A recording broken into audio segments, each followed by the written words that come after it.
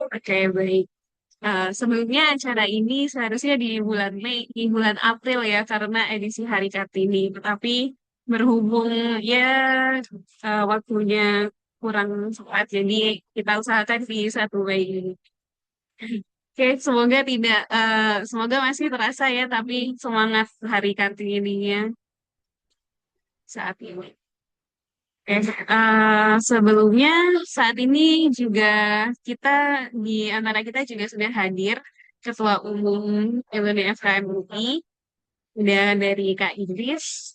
Selamat malam Kak Idris. Mungkin sebelum kita melanjutkan ke sesi inti dari acara hari ini, yaitu ada sesi diskusi, boleh apabila Kak Idris bisa dan tersedia memberikan sambutan sepatah dua kata Kak untuk acara sebagai pembuka acara hari ini. Silakan Kak. Yang sambutan kasre, kasre yang sambutan. Wah, Ya, oke. baik, ini Baik, lempar-lemparan nih. Tadi Kak Sri katanya Kak baik. Idris. Dua-duanya juga boleh Kak. Silakan Kak. Silakan Pak Ya, Idris. saya karena ini sesi hari Kartini, jadi yang mewakili juga Sekjen yang merupakan women tangguh alumni FKM juga lah. Silakan. Terima kasih kakak-kakak pembicara semuanya prinsipnya. Silakan, Kasre, monggo.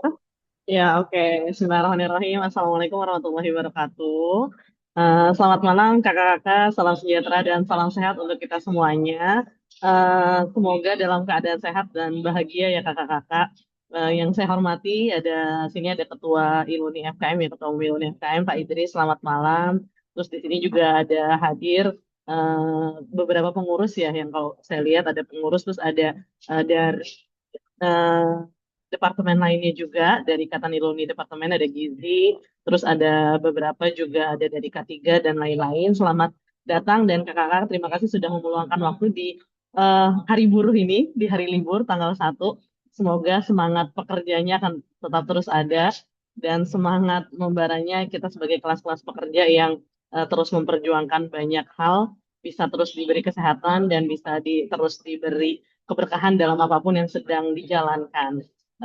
Baiklah kakak-kakak, sekali lagi saya ucapkan terima kasih kepada kakak-kakak pembicara, ada Kak Nur Indah, ada Dokter Irma, terus ada Kak Wafik, ada Kak Eka, dan ada moderator kita yang sangat luar biasa Kak Sabita, yang hari ini memang kita 1 Mei ya, tapi memang kita sengaja mengadakan di 1 Mei karena kita selain tadi sudah disampaikan juga di awal di Hari Buruh ini, kayak gitu kan hari kita merayakan bahwa eh, ya kita perjuangan para kelas pekerja apapun peranannya, termasuk di sini ada perempuan-perempuan hebat yang alumni FKM dengan berbagai peranan, baik itu di industri, terus juga ada yang di akademisi, ada pemerintahan maupun di NGO, yang harapannya kegiatan ini sebagai media untuk kita sama-sama saling berbagi terkait dengan peranan-peranan apapun yang sedang diperjuangkan kakak-kakak yang hebat ini, dan harapannya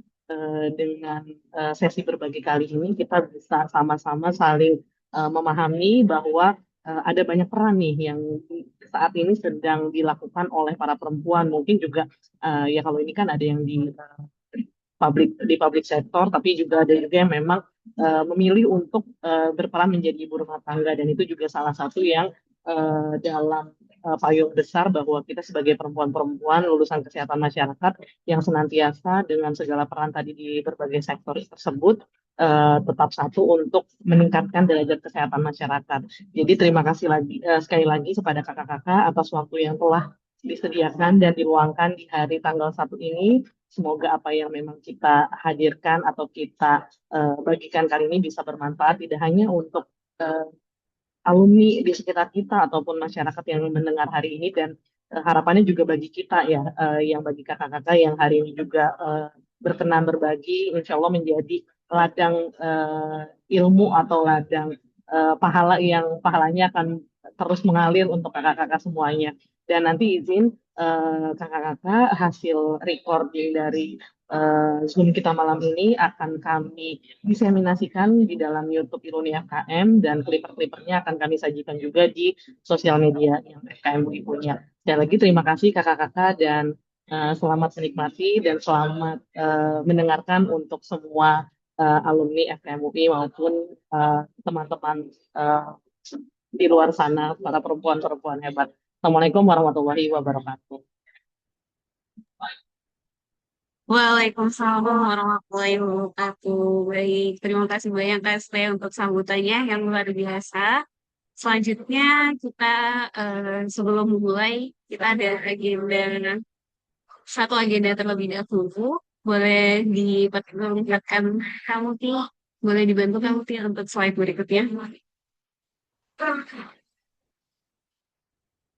Baik, kakak-kakak, sebelum kita melanjutkan ke sesi ini, mari sejenak kita mengheningkan cita ya untuk mengenang para korban kecelakaan kereta api di Bekasi Timur hari Senin kemarin, tanggal 26 April 2020, di mana kecelakaan ini sendiri merenggut nyawa 16 perempuan tangguh yang mungkin sedang berjuang, sedang kembali gitu ya, juang setelah berjuang seharian dalam perjalanan kembali bertemu dengan keluarganya.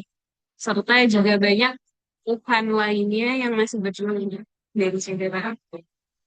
Keluarga mereka telah tiada, namun semoga kasih, semangat, dan jejak hidupnya akan selalu dapat dikenang dan menjadi bagian semangat juga bagi kita yang masih hidup untuk melanjutkan perjuangan. Mari kita heningkan cipta sejenak, 1 menit saja untuk mengenang korban-korban tersebut. Mencipta di bawah.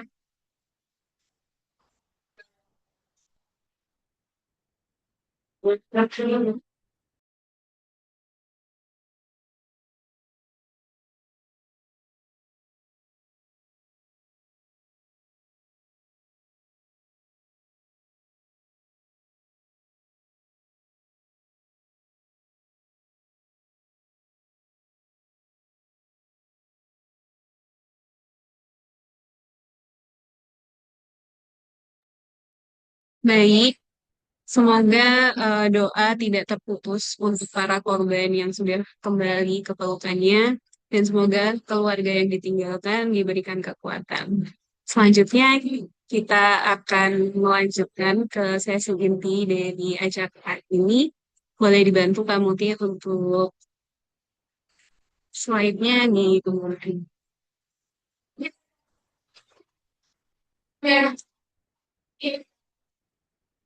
Baik, kita sambut untuk keempat narasumber kita pada hari ini.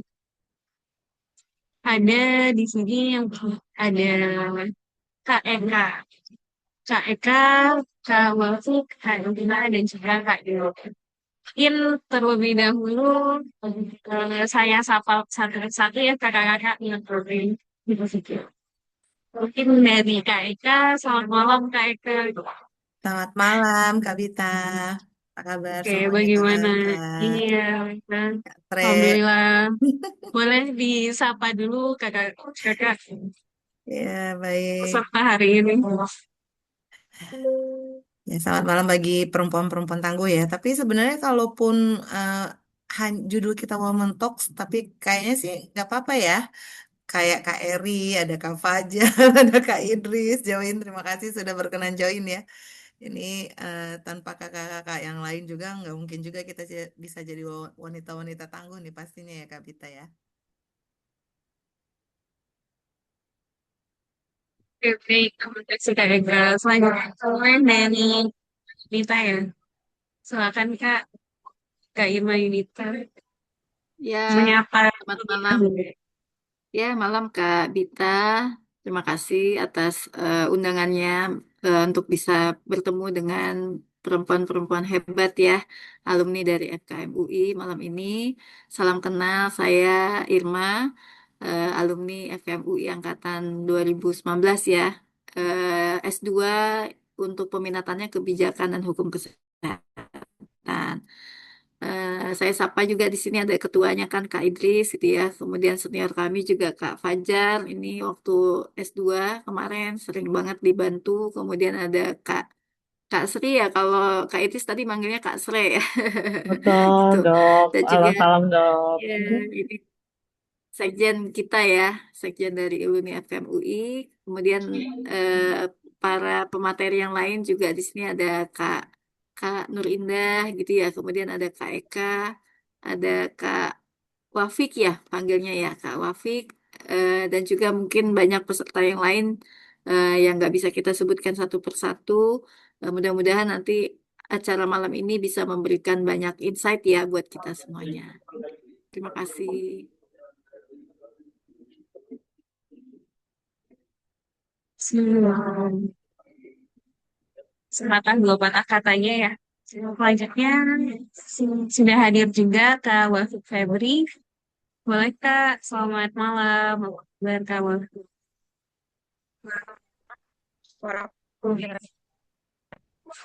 Suaranya agak putus-putus, masuk tapi agak putus-putus kan.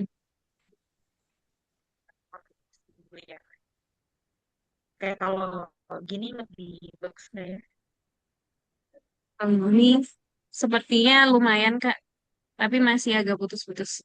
Boleh mungkin sebelumnya silakan Kak Wafik untuk menyapa teman-teman yang sudah hadir pada malam ini.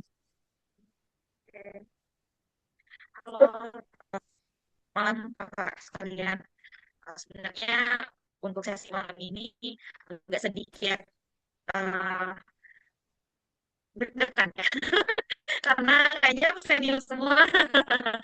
Terus audiensnya juga kayak yang pasti pengalamannya udah sangat banyak ya di industri dan di semua lini public health gitu. Jadi kayaknya saya yang cukup junior kali ini.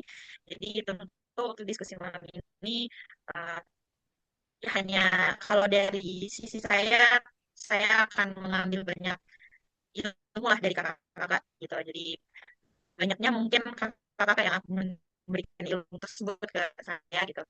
Kalau saya mungkin hanya memberikan VOV yang ada di industri saya seperti itu. Jadi pastinya mungkin malam hari ini diskusinya berjalan dengan baik. Semoga meningkatkan semangat juang para ini di era sekarang ya. Karena ya sebagai ya sebagai mungkin ada tengah diskusi seperti itu. Itu dulu dariku Sabita, semoga nanti diskusi kita bermanfaat. Oke, baik, luar biasa sekali. Terima kasih Kak Wafik untuk satu dua katanya ya. Sebelum kita mulai diskusi. Selanjutnya boleh dari Kak Indah untuk menyapa kakak-kakak yang sudah hadir malam ini. Silakan Kak Indah. Oke, terima kasih Vita. Oke, Assalamualaikum warahmatullahi wabarakatuh. Selamat malam Terus, semuanya. Oke, senang banget bisa bertemu dengan kakak semuanya yang wah luar biasa nih ya. Kakak yang ada di atas aku nih kalau misalkan di Zoom ya. Di sini ada Kak Eka, izin, Dokter Irma, Kak Wafik gitu ya. Izin nanti untuk belajar bareng ya kali ya. Karena saya mungkin sedikit anomali gitu ya di antara di sini gitu ya. Tapi boleh nanti saya izin belajar bersama kakak-kakak semuanya di sini. Ya, kita diskusi bersama. Kebetulan perkenalkan dulu ya, saya Nur Indah Iriana. Saya Kesehatan Lingkungan angkatan 2019 gitu ya di FKM tahun 2023 kemarin. Jadi cukup fresh grade tapi udah agak lama gitu ya. Jadi izin nanti belajar bersama ya kakak-kakak semuanya. Semoga hari ini banyak yang bisa diambil. Terima kasih. Oke, siap Kak. Kak Indah. Oke, semangatnya menular banget nih. Terima kasih kakak-kakak. Sebelumnya tadi ada yang sedikit terlupa. Kita sebelum mulai acaranya dokumentasi terlebih dahulu ya. Sebelum di akhir nanti. Nah, takutnya terlalu malam sudah capek gitu. Jadi kita dokumentasi di awal. Untuk Naura, apa bisa bantu untuk dokumentasinya? ya, mumpung, Bisa. mumpung lipstick belum luntur nih, Kak Bita. Iya, betul Kak Sri. Masih fresh ya, masih cantik-cantik. Selalu cantik kita, Bita. Oke, bisa dibantu ya Naura? Baik, Kak. Oke, kakak-kakak silakan bisa on cam ya. Kita tunggu.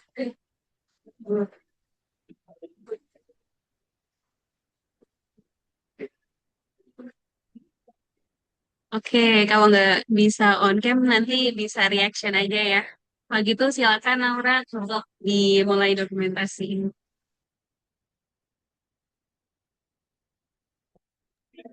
Baik, akan saya screenshot dalam hitungan satu, dua, tiga.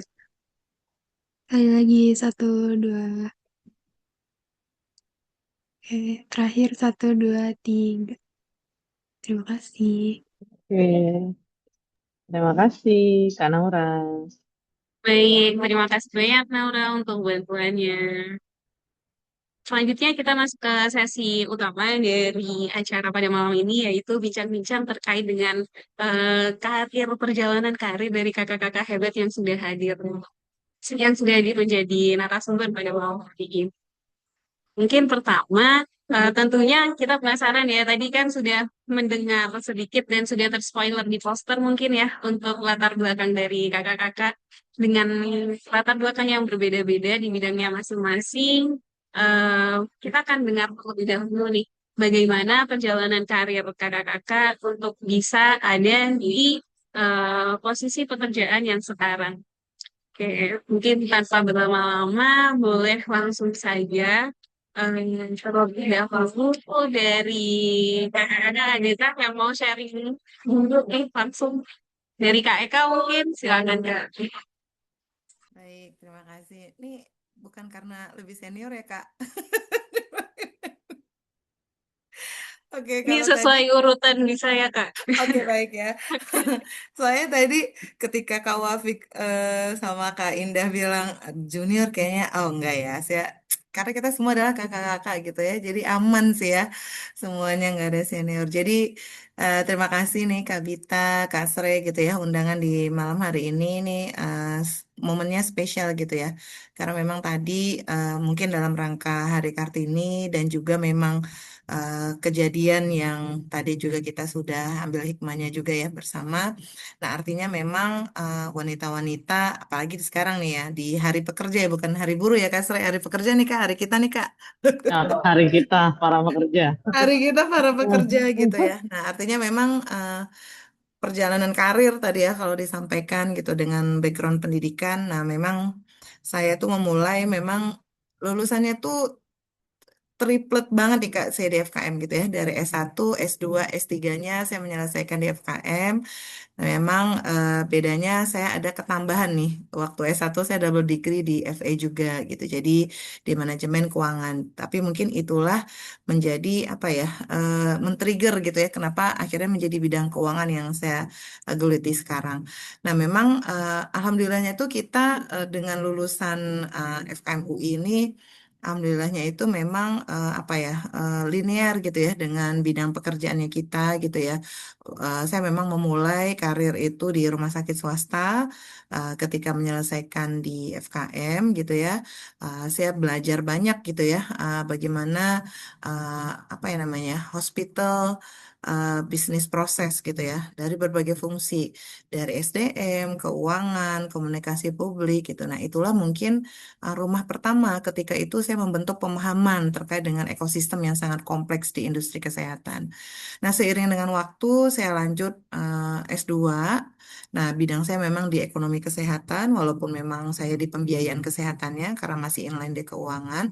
Tetapi di situ mungkin udah one step ahead gitu ya. Ketika saya sebagai praktisi di ekosistem yang kompleks itu mungkin satu tingkat di atas tuh melihat sebagai sisi kebijakan pada saat itu. Karena selain saya di menimba ilmu di S2 di FKM UI, saya juga setelah itu bergabung di Center Health Economic and Policy Study di FKM UI sebagai riset manager di sana. Nah, di sanalah mungkin melihat secara lebih makro gitu, Kak.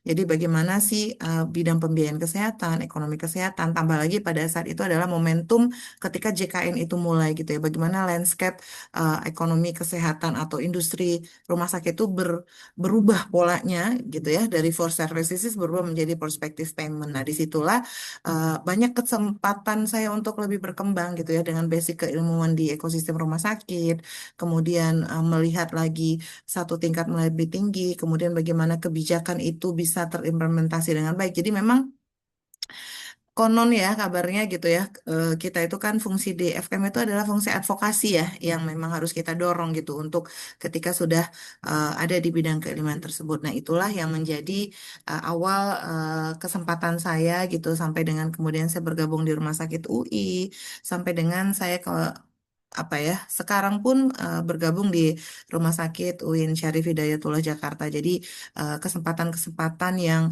bagaimana menyelaraskan kebijakan, kemudian implementasi dari suatu pola pembiayaan gitu ya. Nah, itu memang menjadi tantangan tersendiri. Apalagi yang sebelumnya rumah sakitnya hanya kita menggeluti pelayanan, bergerak menjadi rumah sakit pendidikan dan juga menjalankan pelayanan, ditambah lagi nuansa rumah sakit baru ataupun nuansa rumah sakit yang kita memulai lagi dari awal gitu ya. Itu yang mungkin menjadi tantangan yang kompleks juga ya bagi kita seorang wanita. Nah, jadi sebagai perempuan nih Kak ya, kalau kita lihat tantangannya kita tuh mungkin gak hanya soal teknis gitu ya, tetapi bagaimana kita juga bisa membangun kepercayaan gitu. Kadang kita tuh memang harus kerja keras tuh 2 kali lebih gitu ya, dibandingin eh, bukan membandingkan dengan para bapak-bapak gitu ya, tetapi untuk membuktikan kapasitas kita, kita masih ada di ruangnya kita gitu ya untuk mendominasi atau didominasi perspektif tertentu gitu ya. Jadi kita sebagai seorang perempuan, kita sebagai seorang ibu, kita sebagai seorang istri, dan kita sebagai seorang anak pastinya gitu ya. Itu yang kita menjadi lebih multitasking gitu ya. Ketika kita memang harus membangun kepercayaan itu bekerja keras lebih lebih lah gitu ya 2 kali lebih keras lah dibanding teman-teman. Nah, tapi bagaimana cara kita menghadapinya itu ya tadi ya konsistensi, kompetensi, kemudian menjaga integritas. Nah, di sana mungkin saya percaya kita bekerja itu tidak hanya untuk kita mencari nafkah semata, tapi memang ketika perempuan bekerja yang dibangun itu adalah reputasi dan juga koneksi gitu ya. Bagaimana hasil kerja kita itu secara nyata akan berbicara lebih kuat daripada persepsi. Mungkin itu dari saya, Kak Dita. Terima kasih. Wah, baik Kak. Terima kasih banyak untuk sharingnya. Tadi banyak sekali ya, mulai dari tantangan udah disebutin tadi terkait dengan kepercayaan, apalagi dengan beban-beban yang lumayan banyak juga ya. Kemudian juga tadi bagaimana sebagai perempuan bisa dipercaya, harus berintegritas, lalu harus ini ya, tadi salah satu kuncinya juga dengan koneksi dan bisa bisa menyelesaikan pekerjaannya dengan sebaik-baiknya.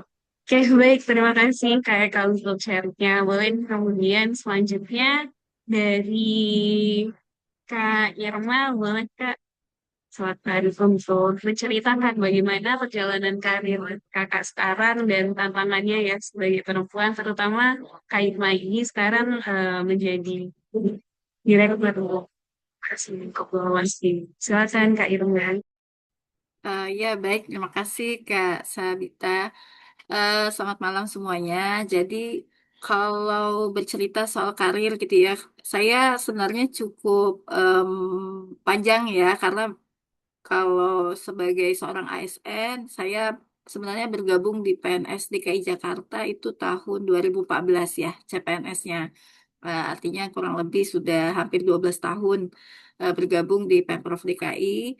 Nah, namun sebelumnya saya juga lulus sebenarnya di tahun 2009 ya dari Fakultas Kedokteran Universitas Sriwijaya. Jadi sama-sama jakun ya, jaket kuning cuman untuk Sumatera Selatan gitu ya, sama-sama jakun.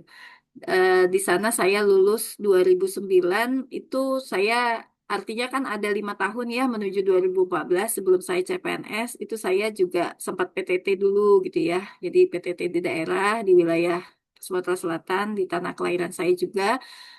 Setelah saya PTT saya pernah bergabung di Rumah Sakit Pertamina Palembang dan setelah itu saya menikah gitu ya. Qadarullahnya suami saya di domisilinya di Jakarta, jadi akhirnya saya istri solihah ya tadi Bu Eka ya tadi menyampaikan Kak Eka, kita perempuan juga tentunya tidak lepas walaupun bekerja kita punya kodrat sebagai seorang perempuan.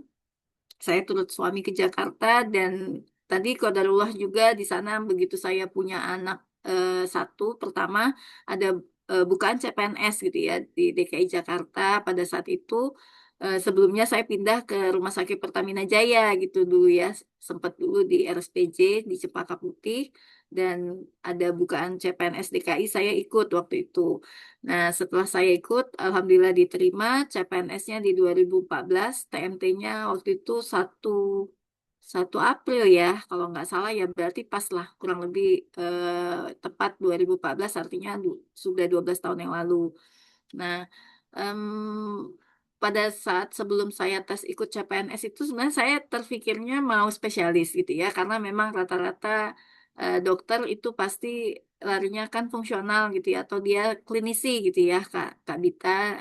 Jadi kami waktu itu saya praktek di rumah sakit, selayaknya dokter gitu ya. Sore juga saya ikut praktek bersama sama dokter spesialis penyakit dalam. Waktu itu ceritanya sampai juga pernah saya kerja di klinik untuk skoliosis ya, klinik tulang belakang. Dan sebenarnya sampai dengan saat ini sih saya masih juga praktek untuk pasien-pasien tulang belakang seperti itu. Nah, kemudian dari sana saya beralihlah menjadi seorang abdi negara gitu ya di Pemprov DKI Jakarta. Dan pada saat itu juga saya pertama kali penempatannya di puskesmas gitu ya. Jadi saya juga sebenarnya punya punya juga darah kesehatan masyarakatnya ya, karena memang sebelum itu PTT saya juga pernah di puskesmas dulu gitu ya di daerah, dan waktu CPNS pertama saya di puskesmas juga gitu ya, di puskesmas Kalideres waktu itu.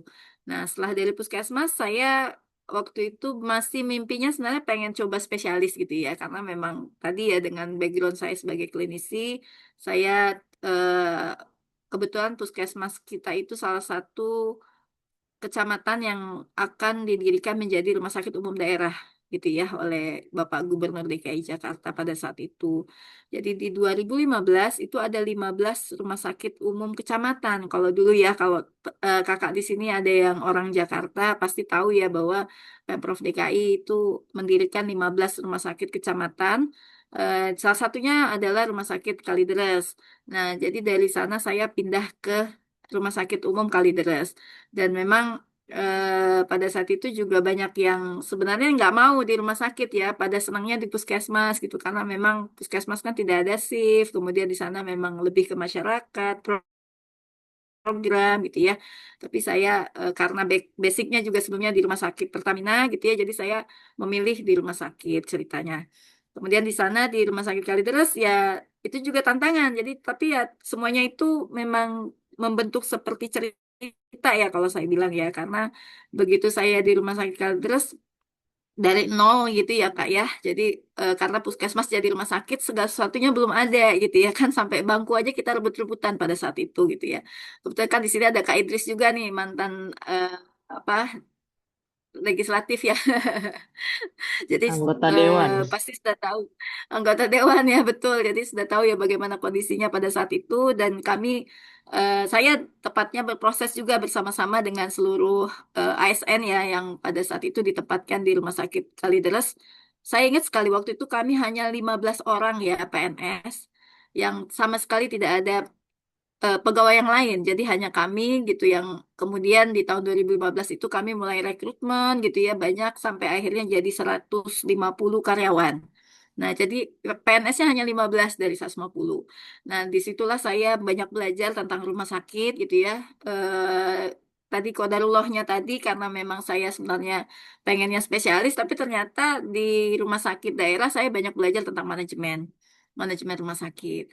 Nah, di situ saya sempat jadi ya dokter jaga juga, tapi juga jadi koordinator unit, kemudian saya jadi kepala satuan pelaksana gitu ya, dari IGD, rawat jalan, rawat inap gitu, dan saya belajar juga komite medik, tata kelola klinis gitu ya. Saya pernah jadi wakil ketua komite medik, pernah juga jadi sekretaris komite medik, terus kredensial, jadi kewenangan klinis ketika ada dokter yang baru bekerja, saya yang melakukan kredensialnya untuk mengetahui bagaimana kemampuan ataupun juga kewenangan klinisnya terbitlah SK kewenangan klinis dari direktur rumah sakit dan seterusnya.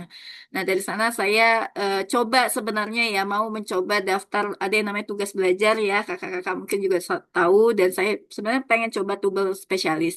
Tapi ya tadi kodarullahnya ya memang Allah itu sudah menempatkan saya sepertinya tidak ke sana gitu ya. Begitu ada bukaan tubal itu saya diikutkan membawa tim saya dalam sebuah lomba inovasi seperti itu ya di tingkat kota, kemudian akhirnya menang ikut tingkat provinsi sampai akhirnya di tingkat nasional dan seterusnya. Sehingga saya tuh tidak sempat ikut seleksi tugas belajar untuk coba ambil PPDS ya spesialis. Dan ternyata juga dari sana saya dilirik lah oleh Dinas Kesehatan Provinsi pada saat itu gitu ya. Jadi saya ditawarkan untuk menjadi pengelola program di Dinas Kesehatan Provinsi, dan dari situ saya ditarik ke Dinas Kesehatan Provinsi. Dari Dinas Kesehatan Provinsi saya tidak berhenti di satu program yang waktu itu saya megang program SDM Kesehatan Nakes gitu ya. Saya di sana ketemu dengan dokter-dokter intensif yang baru lulus gitu kan, penempatan di DKI Jakarta. Kami sebagai sekretariat ya, sekretariat program intensif dokter Indonesia. Kemudian dari sana saya juga sering bertemu dengan Kementerian Kesehatan, tepatnya di Dirjen Nakes ya. Kalau dulu Badan apa PPSDMK ya waktu itu namanya, sekarang namanya Dirjen Nakes. Dan kemudian setelah itu saya ikut mendampingi Kepala Dinas Kesehatan Ibu Widya Stuti yang juga alumni dari FKM UI, dan beliau juga sebagai Dewan Penasehat ya Kak Idris ya di sini ya di Iluni FKM UI. Beliau juga ketika kita ada buka bersama pada saat itu ada foto saya, beliau langsung japri saya juga gitu ya bahwa ada Irma ikut ya, katanya Mbak Irma. Iya Bu, betul gitu Ibu. Saya juga diundang, cuman berhalangan hadir gitu. Waktu itu Ibu Widya Stuti, saya banyak belajar dari beliau selama kurang lebih hampir 3 tahun. Saya mendampingi Ibu Widya Stuti selagi Ibu menjadi Kepala Dinas Kesehatan, dan dari sana saya juga banyak sekali belajar dengan beliau. Dan di situ juga saya mengenal Kak Idris ya, gitu ya, sebagai anggota DPRD DKI Jakarta pada saat itu. Saya juga sering mendampingin Ibu pada saat rapat-rapat komisi waktu itu ya, Kak Idris. Dan setelah dari sana saya benar-benar ya betul ya Kak Sri ya disampaikan bahwa Ibu Widi sebagai Dewan Penasehat. Beliau ada sosoknya sangat luar biasa dan panutan, dan dari sana juga sebenarnya sejarahnya kenapa saya bisa bergabung di sini, saya bisa ambil S2 FKM UI itu juga rekomendasi dari Ibu Widya Stuti gitu ya. Yang tadinya saya seorang klinisi yang benar-benar cita-citanya jadi spesialis gitu ya Kak Dita, ternyata ya qadarullah tadi gitu ya, saya bertemu dengan Ibu Widya Stuti yang mengarahkan saya untuk ambil S2 di FKM UI, dan bahkan peminatannya juga beliau yang menempatkan saya untuk ambil kebijakan dan hukum kesehatan karena memang beliau sudah banyak makan asam garam ya, sangat berpengalaman di dunia birokrasi. Beliau tahu bahwa jurusan ini yang baik untuk saya tekuni, dan akhirnya saya bisa bertemu dengan kakak-kakak semua di sini.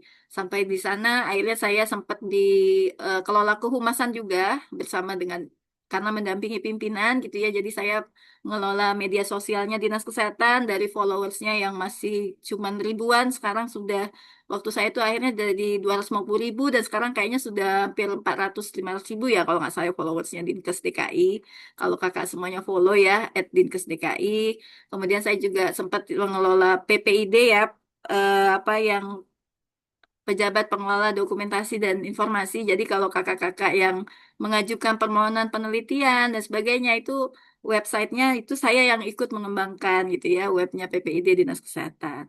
Nah setelah dari sana saya qadarullahnya lagi ya diberikan sebuah tempat yang tentu tantangan geografis, tidak hanya geografis tapi juga secara SDM gitu ya, karena memang di sana itu terbagi seolah kayak bukan Jakarta gitu ya. Saya ditempatkan di wilayah ujungnya Jakarta, di wilayah Kepulauan Seribu, yang dibilang itu bukan terpencil, tapi ya karena nggak masuk di SK-nya Menteri ya dalam hal 3T ya, gitu ya. Tapi dia sulit akses sebenarnya gitu ya, karena memang menuju ke sana harus melewati lautan, kita harus naik kapal gitu ya, naik speedboat, dan waktunya juga masih terbatas, nggak seperti di sini mendadak ada rapat kita bisa naik ojek atau apa ya, kalau di sana nggak bisa, karena jam kapal berangkat itu hanya ada di 8 pagi pulangnya itu paling sore jam 3 sore gitu. Karena kalau semakin sore anginnya makin kencang, ombaknya makin tinggi, jadi maksimal paling ya jam 3 jam 4 itu sudah mepet karena nyampe Jakarta udah mulai gelap gitu ya, sampai kota Jakarta. Jadi saya ditempatkan di sana dengan segala tantangannya sampai akhirnya itu Desember 2023 mulainya ya, artinya sudah 2 tahun lebih saya di sana. Saya banyak belajar juga dan bisa dibilang saya untuk rumah sakit itu pejabat pertama perempuan ya gitu di Kepulauan Seribu. Sebelumnya selalu laki-laki. Jadi memang eh, sangat-sangat kental lah kalau di jajaran kami Pemprov DKI itu yang ditempatkan di Pulau Seribu itu biasanya laki-laki gitu ya. Jadi sangat jarang perempuan gitu. Jadi begitu saya dapat SK saya ditempatkan di Pulau Seribu itu juga mungkin semua orang bertanya-tanya, wah gitu ya, kok bisa perempuan ditaruh di situ gitu, ditugaskan di sana gitu ya. Dan pada saat angkatan saya juga akhirnya ada satu kepala puskesmas yang perempuan, kepala suku dinas kesehatannya juga perempuan gitu ya, termasuk juga di rumah sakit saya salah satu perempuan yang ditempatkan di situ dan saya diamanahi menjadi kepala seksi pelayanan penunjang. Ada 12 unit di bawah saya gitu ya, kakak-kakak di situ ada farmasi, ada laboratorium, ada radiologi, ada K3RS, ada Kesling, ada gizi, dapur gitu ya, CSSD, sterilisasi dan seterusnya ada banyak. Jadi saya juga itu ilmu baru lagi, saya belajar banyak karena dulu saya koordinator ataupun kasatpel di RSUD Kalideres, saya megangnya pelayanan medis, teman-teman benar-benar dokter gitu ya, megang spesialis, komite medik. Sekarang saya megang penunjang itu jauh lebih banyak. Dan kodarullah juga saya di Februari amanahi lagi menjadi seorang PLT direktur karena direktur kami jadi kasudin gitu ya. Dan di situ saya lebih banyak lagi belajar, saya mengenal satu rumah sakit gitu ya dengan segala tantangan, memegang SDM dengan segala kesulitan gitu ya. Teman-teman di situ banyak sekali yang sebenarnya bisa saya sharing gitu ya malam ini kalau misal memang waktunya terbatas. Kakak-kakak bisa banyak bertanya nanti di luar forum ini. Kalaupun memang ada kesempatan bisa kerjasama gitu ya untuk mengembangkan Kepulauan Seribu, tentu sangat terbuka gitu ya kakak semuanya seperti itu. Ya, mungkin itu dari saya Kak Bita. Terima kasih banyak. Panjang ya perjalanannya. Terima kasih. Baik, terima kasih banyak Kak Irma untuk ceritanya ya tadi diceritakan perjalanannya sampai di titik ini benar-benar tidak mudah ya Kak Irma tadi. Dari segala dilemanya dan banyak takdir-takdir yang ternyata ya itu menunjukkan peran bisnis sekarang Kak Irma itu. Oke, baik, terima kasih banyak Kak Irma. Mungkin kita bisa gali lebih lanjut ya Kak cerita-cerita untuk cerita-cerita yang kita sama. Selanjutnya kita boleh dengar dari Kak Indah. Silakan Kak Indah. Dengan jalanan karirnya untuk sampai saat ini. Tadi kan diceritakan Kak Indah masih cukup muda juga ya. Tapi boleh nih Kak, musik. Bagaimana perjalanannya? Oke, terima kasih Wita. Oke, mungkin kalau di sini saya izin cukup mewarnai ya cerita uh, ketidak apa ya ke-shiftingan gitu secara karir dari bagaimana saya sebagai lulusan kesehatan lingkungan gitu ya, kok tiba-tiba sekarang kerja di telco nih gitu ya, jadi corporate social responsibility gitu kan. Bagaimana kok bisa di step seperti itu gitu. Nah, mungkin kalau boleh bercerita gitu ya, kebetulan saya kan angkatan COVID ya, kakak-kakak semuanya. Jadi, ketika lulus alhamdulillah sih, bisa wisuda dengan offline, tapi, ketika itu memang tantangan yang cukup saya rasakan dan mungkin, teman-teman yang setelah saya rasakan juga gitu kan, kalau melihat berbagai survei yang saya dengar gitu kan, di indis ekonomi itu kan cukup challenging gitu ya untuk mencari pekerjaan gitu. Ini kita udah mata aja ya. Kayaknya karena memang mungkin cukup relate gitu kan dengan saya gitu. Dan saat ini juga gitu kan di era digital gitu kan dan kayaknya tuh pilihan pekerjaan akhirnya itu tidak terbatas gitu dan kok banyak sekali itu yang menarik gitu kan. Dan jujur ketika saya kuliah juga saya cukup banyak memiliki ketertarikan gitu kan. Waktu itu saya cukup aktif juga dalam bidang pengembangan apa namanya, eee, pengabdian masyarakat gitu kan ya, saya berangkat ke Bali dan lain sebagainya dan, rasanya gitu kan, kok itu cukup menggugah saya gitu ya untuk, apa namanya, bekerja gitu ya di bidang people development dan juga community engagement gitu. Tapi saat itu memang belum ada nih apa namanya opportunity-nya untuk ke sana. Dan sampailah saya, pekerjaan pertama saya itu adalah sebagai asisten penelitian kakak-kakak semuanya di sebuah rumah sakit gitu ya di Jakarta. Nah, setelah menjalani itu gitu ya, beberapa bulan gitu kan saya menjalani, saya kok cukup merasa tidak ada spark ya. Dan mungkin kalau misalkan ada stereotip kalau Gen Z cukup bosenan, mungkin enggak juga, cuman cukup valid juga gitu ya, boleh dibilang gitu. Karena mungkin mereka apa namanya cukup mengimani bagaimana value itu apa namanya spark ya saat bekerja itu dijalankan gitu. Nah, setelah itu saya mendapatkan sebuah opportunity di sebuah perusahaan sebagai project manager di HR consultant gitu. Nah, disitulah saya belajar nih tentang bagaimana apa namanya hal baru lagi ya, berarti kan ya dari tadinya asisten peneliti gitu kan, terus tiba-tiba jadi project manager gitu. Oh ini saya meraba-raba lagi tuh, akhirnya belajar lagi gitu. Nah, disitulah saya cukup banyak gitu ya, mempunyai koneksi gitu di orang-orang yang bekerja di bagian people development gitu kan, bagaimana rekrutmen dan lain sebagainya gitu kan. Hal baru lagi yang saya pelajari gitu. Nah, dari pekerjaan inilah saya akhirnya apa namanya dikenalkan oleh seseorang yang memang saat itu posisi saya yang saat ini digital content and development ini butuh nih satu orang gitu kan. Nah, ternyata as background gitu kan ya saya qualified nih untuk apa namanya mengisi posisi tersebut gitu. Akhirnya saya daftarlah posisi tersebut dan memang secara bidang gitu kan pekerjaan saya saat ini saya sangat suka gitu kan. Saya bekerja merasa ada soul-nya gitu. Karena di CSR saya ini memang fokusnya di bagian pemberdayaan perempuan gitu ya. Kami banyak sekali kegiatannya gitu ya, dari satu mengembangkan UMKM, lalu yang kedua kami juga ke lapas-lapas, kita punya program namanya Si Inspire gitu ya, kita mengembangkan perempuan-perempuan yang sedang dibina di lapas gitu ya, untuk kembali lagi bangkit gitu ya, karena mereka juga berhak gitu ya untuk melanjutkan kehidupannya gitu. Lalu kami juga fokus juga di mahasiswa, kita punya program Female Future Leaders gitu. Nah, dan itu semua hal yang saya lakukan saya rasa ini cukup banyak spark gitu kan. Dan pastinya gitu kan ya dengan berbagai hal yang cukup baru gitu ya yang saya pelajari gitu kan. Jadi kuliah yang kesehatan lingkungan terus tiba-tiba jadi asisten peneliti, terus tiba-tiba di HR consultant, sebagai project manager dan tiba-tiba sekarang jadi di CSR di corporate social responsibility gitu ya. Pastinya banyak sekali kan hal-hal yang baru gitu. Dan yang saya yakini gitu ya bahwa sebagai seorang lulusan public health gitu kan banyak sekali hal-hal yang bisa saya serap gitu ketika saya kuliah dan saya terapkan gitu di dunia kerja gitu. Pastinya tentang bagaimana menganalisis behavior gitu kan, terus habis itu bagaimana untuk problem solving dan juga tetap adaptif gitu ya.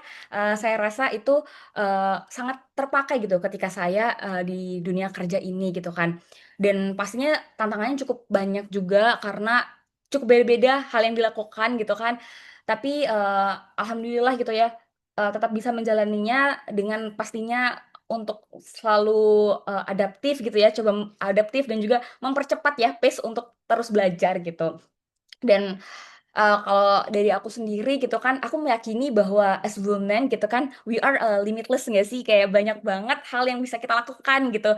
Dan di era sekarang juga gitu pastinya kayak banyak sekali pilihan-pilihan yang bisa kita tentukan dan di kuliah juga kan bukan apa ya pencetak pekerja saja atau buruh saja yang linear gitu ya. Kita diajarkan untuk tetap fleksibel, stay relevan dan juga bagaimana kita terus beradaptasi. Mungkin itu aja sih cerita dari saya. Terima kasih.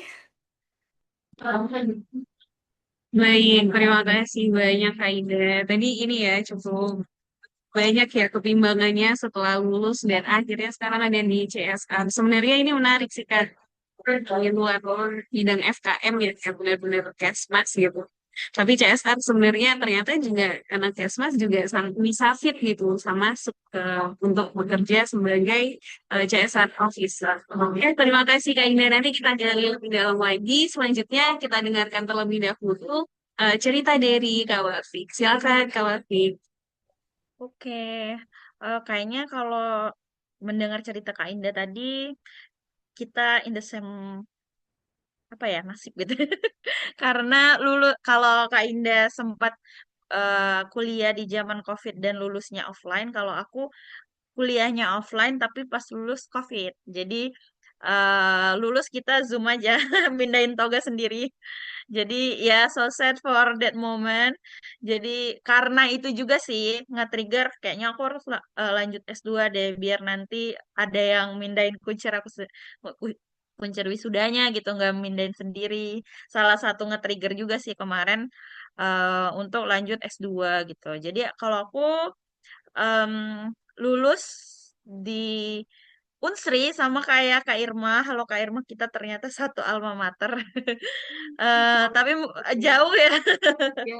Ya, Saya angkatan 2017 Kak Irma. Jadi kalau Kak Irma di kampus Layo ya, Indralaya. Kalau di FKM dulu mungkin FKM masih satu ya sama FK, tapi di angkatan aku itu udah misah kita.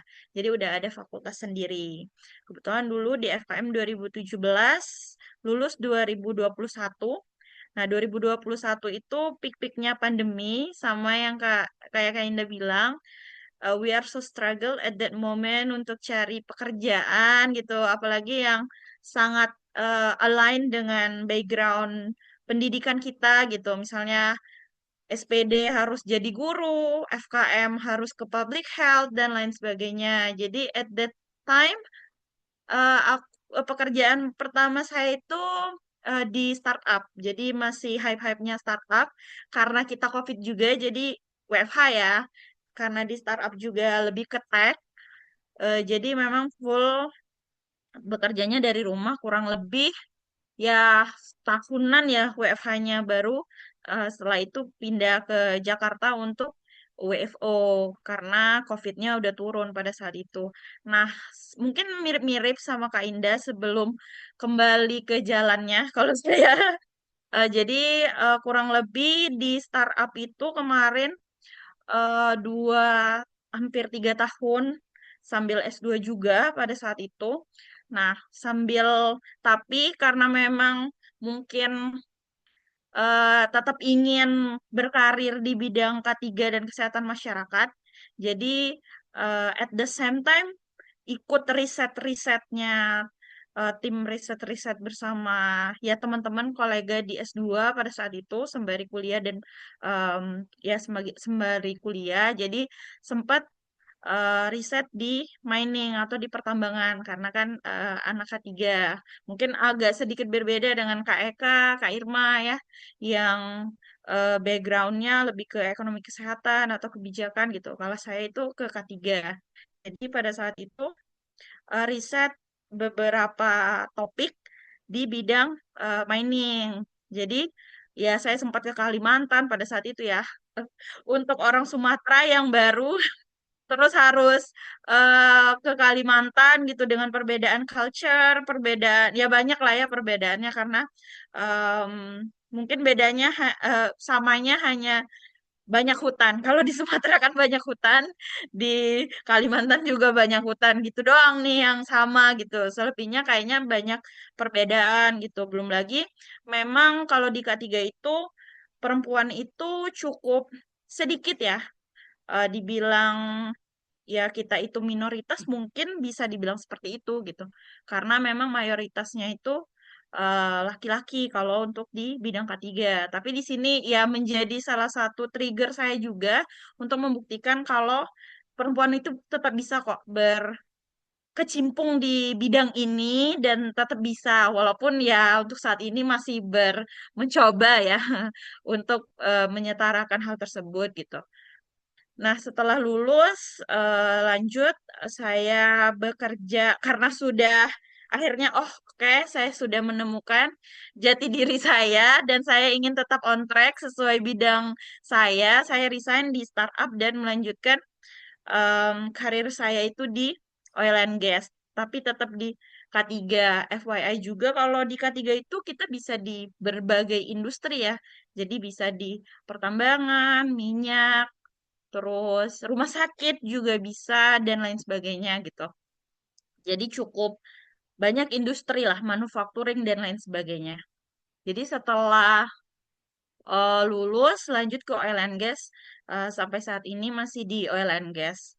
Lagi-lagi perempuan kalau di dunia ketiga itu cukup minoritas ya menurut saya gitu. Kita harus ke lapangan bersama bertemu bapak-bapak yang gap umurnya jauh gitu. Nah, ini salah satu challenge juga dan tantangan juga bagi seorang perempuan yang berkarir di dunia ketiga karena ya selain gap umur, gap gender, maksudnya perbedaan gender eh, dan juga perbedaan umur yang cukup jauh yang menjadi tantangan juga scope industri ya. Jadi kita nggak hanya di kantor gitu, nggak hanya di ruangan, tapi kita juga dituntut untuk memahami lapangan juga. Jadi ya kayak tadi di tambang, terus sekarang di oil and gas, saya di kilang. Jadi ya mau nggak mau juga, walaupun mungkin tidak setiap hari ke lapangan, tapi ya tetap harus ke lapangan juga sesekali di saat di dalam waktu seminggu tersebut gitu. Dan untuk saya juga yang sudah berumah tangga dan saat ini sedang mengandung gitu, ini benar-benar tantangan ya. Jadi tapi ya tantangan, benar kata Kak Indah tadi, at the same time tantangan ini juga membentuk kita agar lebih agile dan resilience gitu. Jadi beradaptasi dengan hal tersebut. Jadi dengan adanya berbagai macam ya tantangan challenge yang ada di dunia ketiga, justru ini juga adalah salah satu momen untuk membuktikan kalau perempuan itu tetap bisa berkarya di bidang yang katanya hanya laki-laki saja yang bisa seperti itu. Mungkin itu dulu pembukaannya dari saya, Kak Bita. Kalau untuk berbicara karir ya masih newbie karena memang em, ya 2021 jadi kurang lebih baru 5 tahun ya berkarir gitu in total. Dan sempat ke startup tadi jadi in total di ketiga itu baru 2-3 tahunan ke belakang seperti itu. Terima kasih. Oke, wah, keren banget. Terima kasih banyak Kak Wafik untuk sharingnya ya. Tadi terkait dengan perjalanan karirnya, juga sampai di akhir tadi juga diceritakan sedikit ya terkait tantangannya sebagai seorang perempuan yang berkarir di bidang K3, di mana biasanya lebih mayoritasnya di sisi orang. Oke, baik. Selanjutnya, tadi sebenarnya sudah disinggung ya dari masing-masing narasumber, sudah sedikit menyinggung terkait dengan tantangan-tantangan yang dihadap, lalu juga bagaimana bagaimana caranya harus beradaptasi. Nah, mungkin selanjutnya kita bisa gali lebih dalam nih kata-kata. Eh, Sekarang mungkin bisa dari ini ya, bisa dari cerita yang paling berkesan selama perjalanan karirnya, kira-kira tantangannya sebagai perempuan terutama paling berat saat di lapangan atau saat mengatur jadwal sehari-hari itu seperti apa sih? Dan bagaimana kakak-kakak beradaptasi terhadap hal itu? Seperti yang tadi Kak Wafik sudah sedikit cerita ya, perlu beradaptasi. Nah, mungkin boleh dari siapa dulu nih kakak-kakak yang mau sharing? Silakan.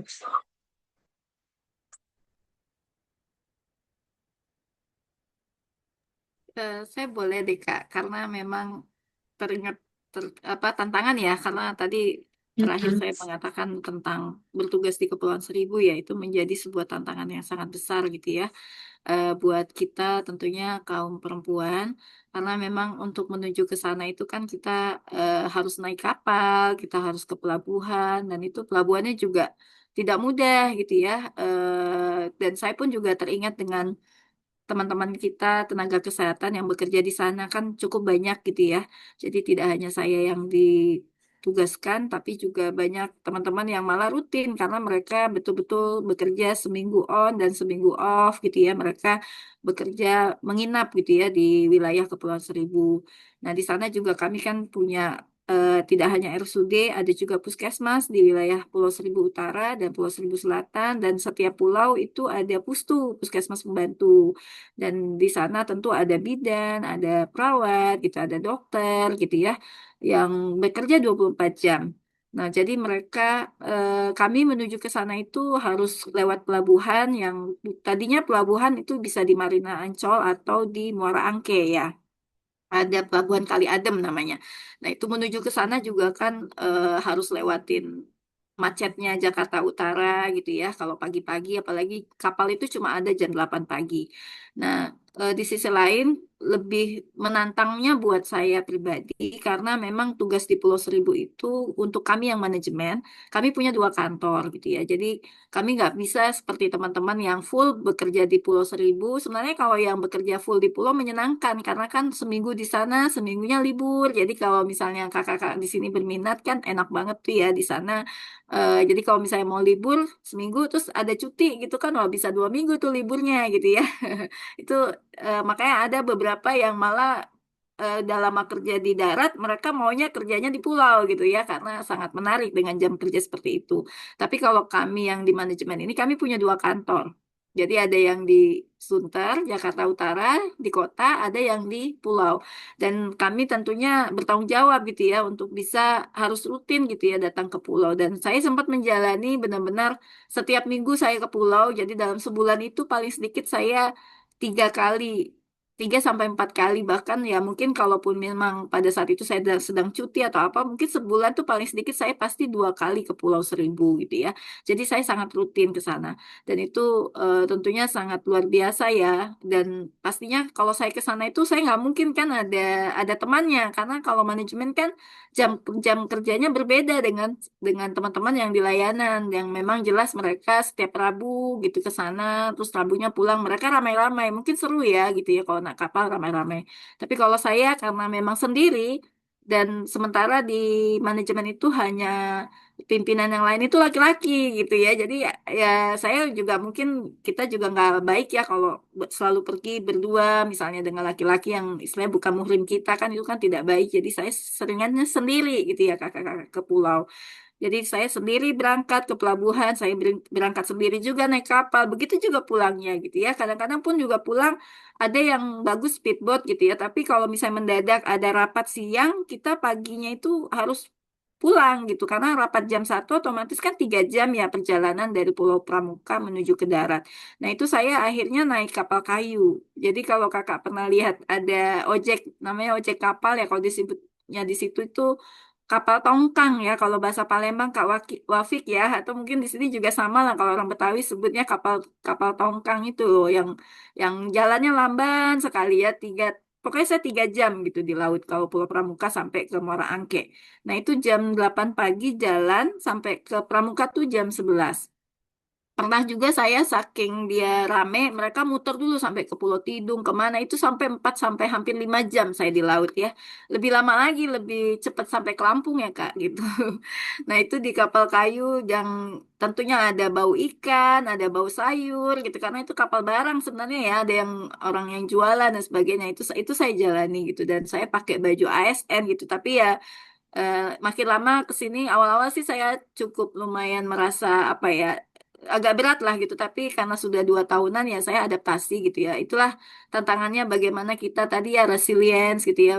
Sebenarnya bukan manusia yang bisa berhasil itu bukan yang memang sudah ditakdirkan untuk sukses ya tapi sebenarnya memang adalah kita perempuan terutama yang bisa beradaptasi dengan perubahan kemudian kita juga bisa menyesuaikan diri dengan kesulitan dan ada istilahnya ketahan malangan gitu ya Kak. Jadi itu juga salah satu sebenarnya sebuah apa unsur yang memang dituntut ya untuk kita para perempuan zaman sekarang ada yang sebutnya ketahan malangan. Jadi kita harus tahan yang namanya hidup malang gitu ya kan. Nah, itu yang saya jalani saat ini gitu ya dengan ditugaskan di Kepulauan Seribu di mana di situ juga airnya juga nggak bagus gitu kan. Kita Kalau mandi tuh kayaknya pakai sabun terus gitu. Jadi karena masih lengket banget gitu ya. Belum lagi dengan baunya dan seterusnya seperti itu. Itu sih Kak Dita ya, alhamdulillah sih, tapi saya sudah beradaptasi dan saya coba nikmati karena saya percaya bahwa sesuatu kan pasti berubah dan saya mungkin tidak akan mungkin lama atau selamanya di sana, sehingga saat ini saya nikmati momen saya sedang bertugas di Kepulauan Seribu. Ya, terima kasih. Terima kasih banyak Kak Irma untuk sharingnya ya, ceritanya tadi, tantangannya untuk aksesnya tadi ya, terutama yang paling menantang karena itu yang harus terus ditempuh. Ya, terima kasih banyak Kak Irma. Sudah benar-benar pejuang kuat gitu untuk bisa menempuh itu ya, untuk bisa menjalani itu sehari-hari. Selanjutnya, boleh mungkin dari Kak Eka untuk cerita lebih lanjut. Kak, tadi kan sudah diceritakan sedikit nih sebenarnya tentang tantangannya.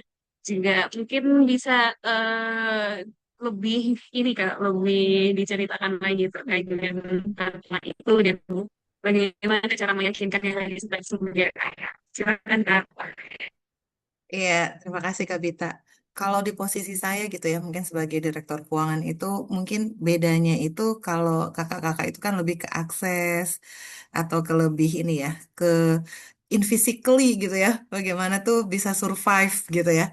Tapi mungkin kalau dilihat dari sisi pekerjaan yang sekarang gitu, dalam peran saya sekarang, sebenarnya tantangan kita sebagai perempuan itu nyata gitu ya. Jadi nggak hanya dari sisi pekerjaan, tapi juga dari sisi ekspektasi. Nah, kenapa sih saya bilang begitu? Karena pasti tantangan utamanya itu kan adalah membangun kredibilitas ya, Kak. Artinya di bidang keuangan dan manajemen strategis, kadang-kadang tuh kita sebagai perempuan itu apa ya? Apalagi nih, kadang teman saya suka ingetin ya, jangan gampang iba, jangan pakai hati gitu ya. Tapi di dalam ruang pengambilan keputusan tuh kita harus keras dan cepat gitu ya. Kadang-kadang itu apa ya, kita tuh harus bekerja tuh lebih konsisten dan nunjukin tuh kalau kita tuh nggak hanya hadir gitu ya, tetapi benar-benar memiliki kapasitas dan ketegasan dalam pengambilan keputusan. Lalu yang kedua itu mungkin ada keseimbangan peran tadi ya, yang mungkin dari Kak Wafi sampaikan, Kak Indah sampaikan gitu ya. Jadi perempuan itu seringkali tuh ya tadi ya pasti pekerjaan ganda dan itu tuh nggak mudah sebenarnya mengelola semua. Artinya bagaimana kita di rumah di keluarga baik-baik saja, anak-anak baik-baik saja, kemudian di kantor juga harus baik-baik saja gitu. Tuh satu hal yang kalau anak zaman sekarang apa namanya work life balance ya. Tapi itu jauh banget tuh dari kita, apalagi saya gitu ya, ibu-ibu milenial gitu ya, di zaman milenial untuk menghadapinya seperti itu. Tapi itu memang apa ya, pengelolaannya itu ya tanggung jawabnya besar gitu ya.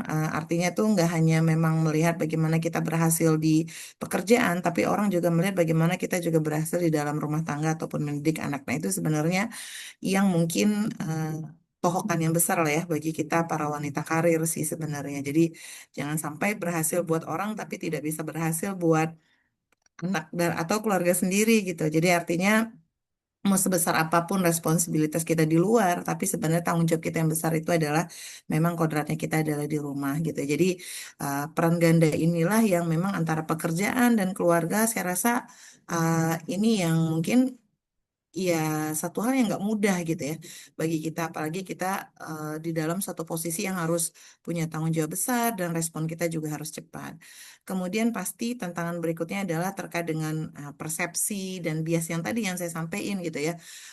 Kita lebih emosional, suka baperan, emak-emak cerewet gitu ya, nggak tegas. Apalagi ini kan urusan finansial, ini keuangan gitu. Gimana sih kita ngatur gitu, apalagi tuh kita tuh orang itu nggak bisa tahan buat check out ya, apa tuh namanya di segala macem eh, itulah e-commerce gitu ya. Tapi kan ini bagaimana di keuangan ada keputusan finansial yang harus melibatkan bagaimana kombinasi antara bagaimana kita berempati sebagai perempuan dan bagaimana kita ada ketegasan dalam pengambilan keputusan gitu ya dalam kekuatan kepemimpinannya. Artinya memang semua tantangan saya yakin ya kakak-kakak yang ada di sini itu pasti menghadapinya itu dengan tiga hal ini ya, pasti kompetensi gitu ya.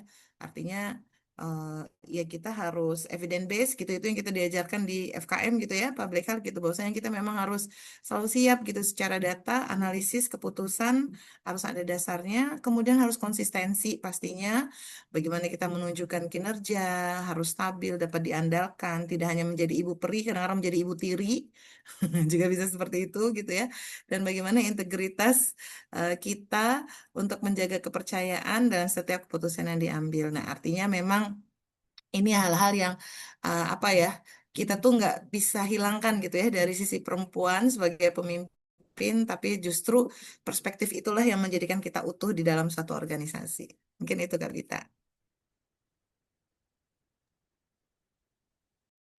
Nah, luar biasa sekali. Tadi sepertinya langsung relate sama itu Kak, bagian perempuan nggak bisa ini ya nahan untuk check out, tapi dalam hal KEK, bidang KEK untuk manajemen keuangan ya harus bisa rasional dan tetap evidence based.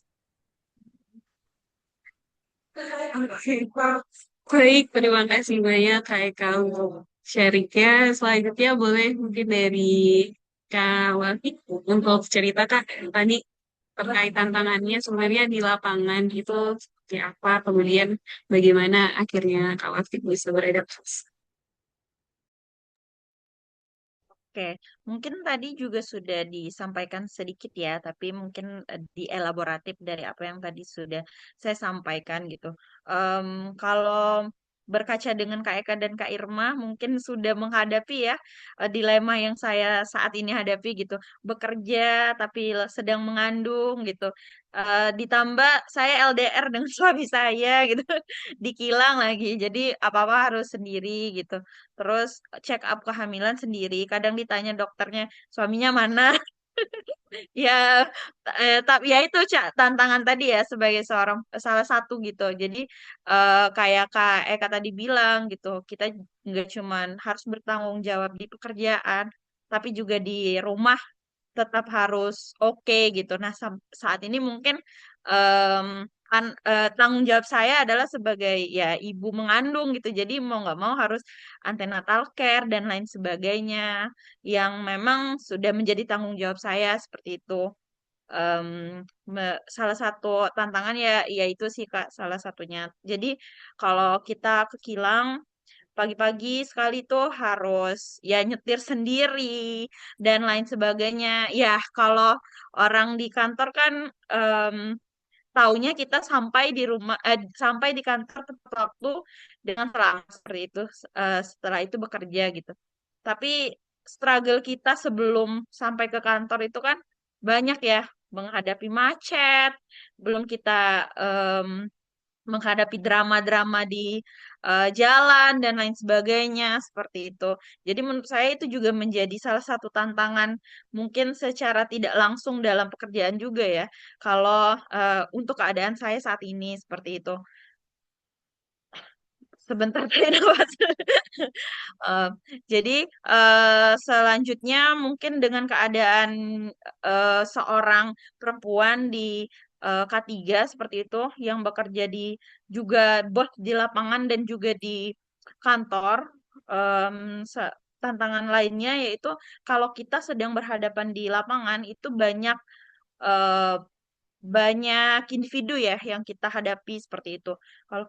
Kalau di corporate itu kan kadang kita menghadapi mitra kerja, kita menghadapi em, ya menghadapi pak orang-orang lain di luar organisasi kita. Nah, itu juga menjadi salah satu tantangan ya.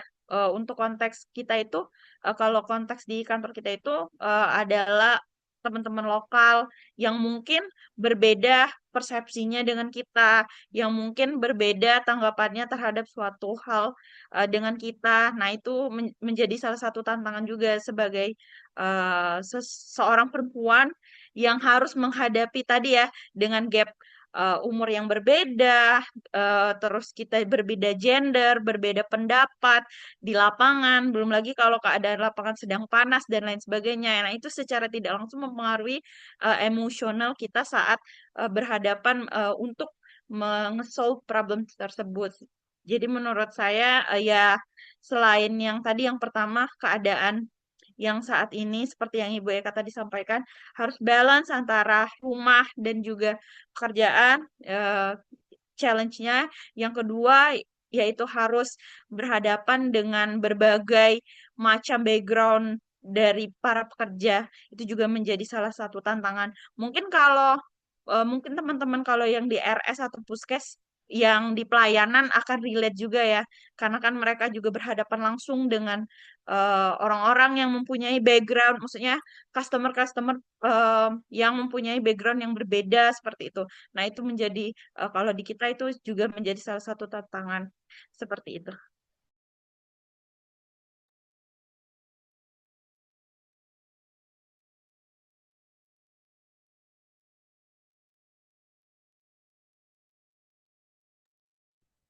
Suara saya apa terdengar ya? Oh, oke, oke. Ya, saya kira nggak terdengar, sedikit ada gangguan. Oke, baik. Terima kasih. Kalau selanjutnya boleh dari Kak Indah, bagaimana Kak? Pertanyaan tadi dari Kak Indah sebenarnya belum sempat dengar ya Kak, kalau tantangan spesifiknya khusus untuk perempuan. Bahkan Kak Indah. Oke, terima kasih banyak, Sabita. Sebenarnya kalau di sini aku jadi banyak belajar ya dari kakak-kakak tadi kayak dapat kisi-kisi. Kebetulan memang belum mengalami peran ganda itu ya. Jadi kayak masih sendiri gitu ya. Jadi masih bisa work-life balance gitu. Nah, kalau saya sendiri gitu ya, jujur alhamdulillah sampai saat ini sih sebenarnya belum merasakan ya tantangan yang cukup menantang gitu ya di dunia kerja gitu ya as a woman gitu kan. Karena alhamdulillah di kantor saya ini cukup inklusif gitu ya antara perempuan dan laki-laki. Apalagi CSR saya tuh memang bergerak di bidang women empowerment gitu ya. Kami aktif gitu ya di G20, W20 gitu kan. Yang mana tuh kan memang kita membahas ya tentang bagaimana kesetaraan ya perempuan di tempat kerja dan lain sebagainya kayak gitu. Dan tapi mungkin gitu kan kalau as a personal gitu kan kan perempuan ini apa namanya ya manusia hormonal mungkin ya dok ya kalau mungkin boleh dibenarkan gitu ya jadi kan kita punya apa nih hormon yang cukup fluktuatif gitu gitu kan dan mungkin itu kadang gitu ya apalagi di fase saya gitu ya yang mungkin sedang mengalami quarter life crisis gitu kan itu kadang sering overthinker ya jadi sering overthinker gitu kan jadi sering questioning gitu kan apakah this path is apa namanya bener gitu ya buat saya atau enggak gitu kan kadang juga jadi underclaim gitu untuk achievement yang udah di achieve di pekerjaan gitu kan kayak seperti itu sih sebenarnya tantangannya as a woman dan tapi itu lebih ke personally sih kalau saya gitu jadi kalau untuk di tempat kerja sendiri sih alhamdulillah fine dan semuanya inklusif bahkan kami juga punya menstrual leave gitu kan bagi teman-teman yang memang mungkin dirasa saat apa namanya nyeri haidnya sangat luar biasa kan ada ya beberapa case-case tertentu. Nah, kita juga ada. Jadi alhamdulillah sih kalau di aku belum ada tantangan yang berarti, tapi mungkin lebih ke personal bagaimana untuk tackle gitu ya tantangan tersebut gitu ya biar tidak overthinker, bisa menghadapi quarter life crisis ini dengan baik. Kayak gitu. Kak Indah, ceritanya ya tadi. Berarti cukup mendukung juga tadi, menarik sih ada cuplikan. Oke, terima kasih Kak Indah. Selanjutnya, kita mungkin bisa ini ya, kakak-kakak, mulai untuk sesi tanya jawab. Kebetulan karena lumayan ramai, cukup ramai yang datang pada hari ini. Siapa tahu dari peserta ada dari kakak-kakak yang hadir ada yang ingin menanyakan pertanyaan-pertanyaan khusus nih untuk narasumber yang sudah hadir, narasumber yang luar biasa. Boleh apabila dari kakak-kakak partisipan ada yang ingin bertanya, dipersilakan untuk raise hand atau sama chat. Nanti akan saya bantu untuk bacakan. Silakan kakak-kakak.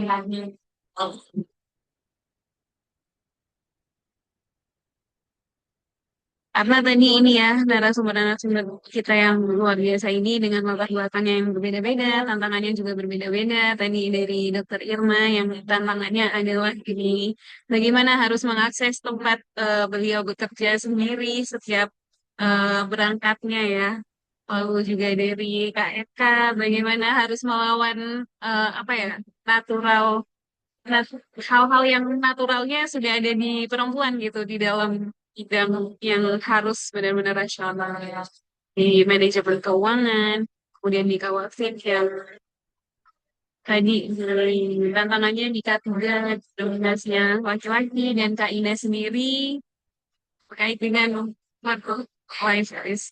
Oke. Sudah ada yang ingin bertanya ini dari Kak Agung Saharudin. Boleh Kak, silakan untuk unmute dan menyampaikan pertanyaan.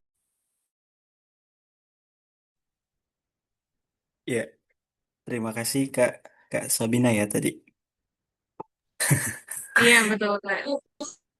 Ya, sebelumnya mungkin saya ucapin terima kasih ya kepada eh, apa pengurus alumni yang memberikan kesempatan untuk kita semua belajar di sini.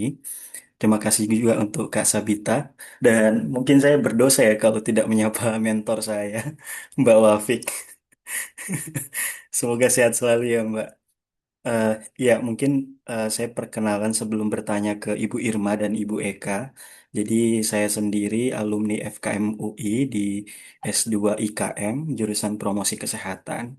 Nah, baru lulus juga di tahun 2025 kemarin, dan sekarang mengemban amanah sebagai tim leader untuk Project Management Unitnya USCDC under Direktorat Penanggulangan Penyakitnya Kemenkes gitu, Bu Irma dan Bu Eka. Mungkin saya ingin bertanya sih di aspek leadershipnya Ibu Eka sama Ibu Irma. Eh, saya sebenarnya sedikit khawatir ya pada saat mengemban amanah ini berhadapan dengan apa tim yang notabene-nya mungkin lebih senior dari saya. Khususnya mungkin baik secara pekerjaan maupun secara umum gitu. Dan kadang ketika mendelegasikan satu pekerjaan itu ada rasa kayak bersalah, benar nggak ya, sopan nggak ya ketika kita kemudian mendelegasikan amanah itu yang sebenarnya secara job desk memang job desk dari tim kita gitu. Nah, bagaimana sih sebenarnya awal ketika Ibu Irma dan Bu Eka menjadi memimpin satu lembaga atau sekarang memimpin rumah sakit dan sebagai direktur keuangan seperti itu. Dan mungkin yang kedua ke Ibu Irma secara khusus, mungkin saya tidak tahu sudah berapa lama ditempatkan di RS UD di Kepulauan Seribu. Tapi kalau saya pribadi mungkin mau mendengar ya Ibu, bagaimana sih tadi kan kalau Kak Indah bilang di tempat kerjanya sangat inklusif ya laki-laki dan perempuan. Kalau Ibu sendiri sebagai perempuan ketika mengemban amanah, bagaimana sih perspektif pegawai-pegawai laki-laki ketika mengetahui bahwa pemimpin saya ini adalah perempuan gitu. Apalagi sebelumnya Ibu Irma menyampaikan kalau eh, apa eh, kepala rumah sakit sebelumnya adalah laki-laki. Itu mungkin Ibu dari saya. Terima kasih.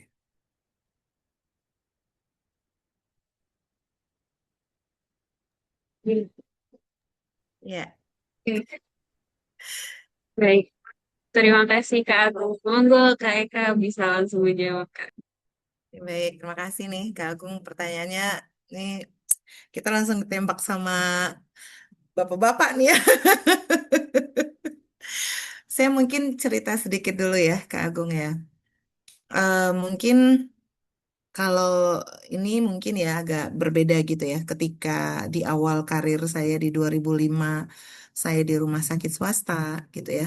Kemudian saya masuk ke lingkungan akademisi eh, yang notabene saya juga newbie sebenarnya di 2013 gitu ya. Setelah saya cukup lama, hampir 10 tahun di rumah sakit swasta, lalu saya masuk ke lingkungan akademisi. Lalu kemudian saya diamanahkan di RSUI yang itu saya mulai juga dari nol. Lalu kemudian sekarang saya diamanahkan lagi di Rumah Sakit UIN yang mana ini dulu adalah rumah sakit haji Kak aku. Jadi dilikuidasi, akhirnya kemudian diambil alih oleh UIN dan saat ini kami bersama dengan tim yang ada sekarang itu sedang berjuang untuk membangun kembali gitu ya, untuk tumbuh lagi kami kembali bersama gitu. Jadi uh, yang sangat saya hargai di dalam semua titik-titik perjalanan karir saya itu adalah tim yang saya miliki. Jadi mungkin berbeda rasanya ketika saya di swasta, saya masuk ke tempat yang sudah settle gitu ya, SOP-nya udah ada, kemudian kita bisa jalan.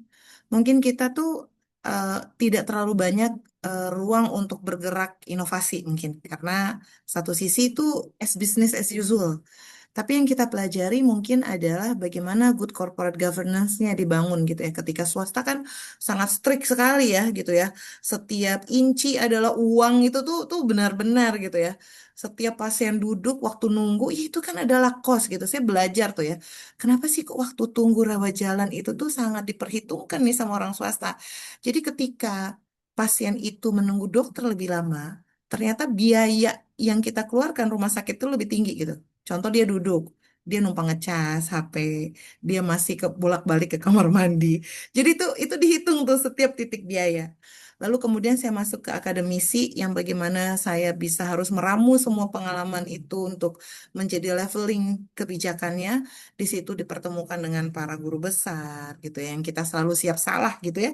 Pastinya tuh ya pasal satu selalu berlaku gitu ya. Terus bagaimana kita di situ belajar birokrasi, bagaimana ya kita menyatakan pendapat, tapi kita nggak boleh menggurui karena itu adalah guru kita semua gitu ya. Artinya di situ kita ditantang lagi untuk belajar di tim yang ketika saya masuk pun adalah tim yang sangat mempunyai pengalaman dibandingkan saya ya. Karena saya baru lulus, ketemu tim peneliti, associate researcher dan segala macam. Lalu ketika saya mulai lagi di RSUI, saya mulai lagi dari nol, di mana timnya tuh nggak ada. 2018 sampai sekarang rumah sakitnya alhamdulillah sudah sangat maju. Dan kemudian saya dikasih lagi amanah yang baru, tantangan yang baru lagi, di mana kulturnya juga berbeda. Nah, disinilah hal yang sangat saya syukuri sampai dengan ke titik saya di Rumah Sakit UIN sekarang adalah tim yang saya miliki itu adalah memang benar-benar tim yang apa ya, yang arah directionnya itu sama. Nah, jadi itu senior sekali ya, Pak Agung ya. Jadi sudah 30 tahun. Di sini mungkin ada Bu Ros, Pak Mumu gitu ya. Jadi memang saya megang keuangan dan marketing di sana dan saya sangat respect sekali dengan tim atau dimanapun saya berada, saya sangat respect sekali Mas Agung. Jadi eh, terutama yang di UIN ini ya. Nah, ini saya sampai merinding lagi nih cerita. Bagaimana tuh teman-teman yang ada di sana itu adalah teman-teman yang struggling sampai dengan titik ini yang mengalami tuh jatuh bangunnya itu yang luar biasa. Nah, artinya bagaimana cara kita bisa masuk di sana? Itu pertama itu ya kita harus diterima dulu ya. Jadi bagaimana kita bisa menerima, bisa diterima oleh tim tersebut. Karena saya tuh sangat ini ya, karena orang bilang, itu kan senior, gimana cara kamu mengatur? Kamu nanti hati-hati, terlalu banyak ini, terlalu banyak opini yang kita dengar. Tapi saya mendapatkan opini itu justru sebenarnya itu bukan menjadi saya yang jadi barrier dengan teman-teman yang ada di lingkungan, tapi saya datang dengan gelas setengah kosong di sana. Ya artinya saya ingin diterima dengan baik. Kenapa saya harus diterima? Agar teman-teman itu bisa percaya sama saya. Jadi itu building trust itu memang apa ya? Itu hal yang kita sebagai pemimpin gitu ya. Ketika kita sudah building trust, kemudian tahulah visi kita kemana gitu ya. Teman-teman dalam satu tim itu jelas arahnya kita itu jelas gitu. Sehingga tuh kayak delegasi itu udah nggak lagi berbasis sungkan gitu Mas Agung. Udah nggak berbasis lagi nggak enak, tapi udah tujuan. Jadi clear. Ketika saya datang, target kita sekian miliar. Jadi kita harus jalan untuk menuju target ini. Jadi setelah diterima, kita dipercaya, kita bangun. Ya, pasti kita ya tadi ya harus banyak pahami dulu prosesnya. Kita hargailah semua pengalaman tim yang ada. Jadi kita harus bisa melihat dari point of view dan perspektif mereka juga. Dan bagaimana kemudian kita memberikan arahannya yang jelas. Nah, sehingga delegasi itu udah nggak berbasis rasa sungkan, tapi udah berbasis tujuan. Karena kita tuh udah pastikan setiap tugas itu kita jelas targetnya apa, kenapa ini menjadi urgent bagi saya, dan bagaimana ini kontribusinya bagi rumah sakit. Kenapa ini harus kita lakukan? Ya. Nah, ketiga, saya itu belajar untuk tegas tapi tetap menghargai. Jadi tegas tapi dalam standar kerja kita itu kita berkomunikasi dengan baik gitu. Jadi saya percaya gitu ya, kita tuh bisa firm melaksanakan tugas tanpa harus bisa kehilangan empati. Jadi itu yang apa ya, yang membangun membangun gitu ya, membangun saya sekarang bagaimana eh, bagaimana saya tuh harus ngerubah mindset saya dulu. Jadi ketika saya masuk ke tempat sesuatu tempat itu tuh saya ngerubah mindset. Jadi yang kita rubah itu tuh bukan kita mendowngrade semua itu, tapi kan ngerubah mindset bagaimana kita bisa dapat diterima, dipercaya, memberikan arahan yang lebih jelas, terus kita bisa tegas dan justru di sana kita harus jelaskan mendelegasikan itu bukan membebani, tapi itu adalah bagian untuk kita memberdayakan tim gitu ya. Nah, memang butuh butuh waktu ya untuk kita bisa melihat konsistensi, kejelasan arah, terus bagaimana kita ikut bekerja bersama bersama mereka gitu. Jadi maksudnya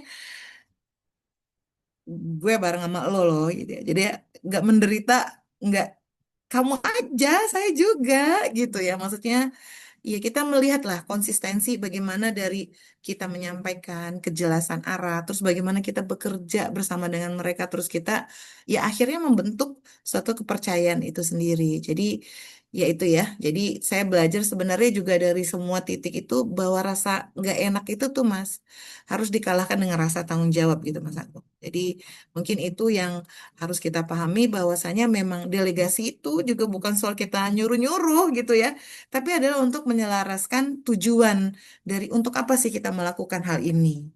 Dan artinya leadership itu bukan soal siapa yang paling lama bekerja di tim itu, tapi siapa sekarang yang paling siap untuk bertanggung jawab untuk melaksanakan semua tujuan dan goal yang akan kita capai. Mungkin itu kali dari saya Mas Agung, Mbak Dita.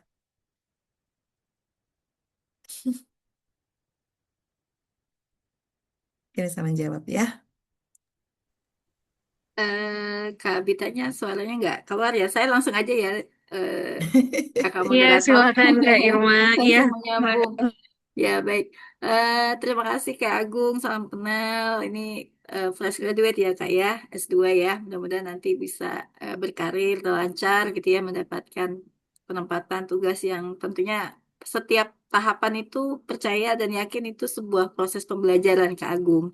Jadi sekarang Kakak mendapatkan sebuah proyek yang tentu tantangannya juga nggak mudah. Di situ kan Kak Agung sebagai yang newbie gitu kan yang masih muda, sementara timnya senior senior mungkin kayak seusia saya atau seusia Bu Eka gitu ya kan. Tapi memang tricky ya kalau saya bilang menjadi seorang leader itu. Jadi memang menjadi seorang pemimpin itu kalau saya bilang itu adalah orang yang mau berkorban, Kak Agung. Dan itu nggak mudah. Jadi kadang-kadang kita kan sering banget tuh ngelihat sekarang kayak mungkin Kak Indah atau Kak Wafik seusia kalian kan pasti main media sosial gitu ya kan. Banyak banget tuh bertebaran gitu ya. Beda bos sama pemimpin tuh apa gitu ya kan.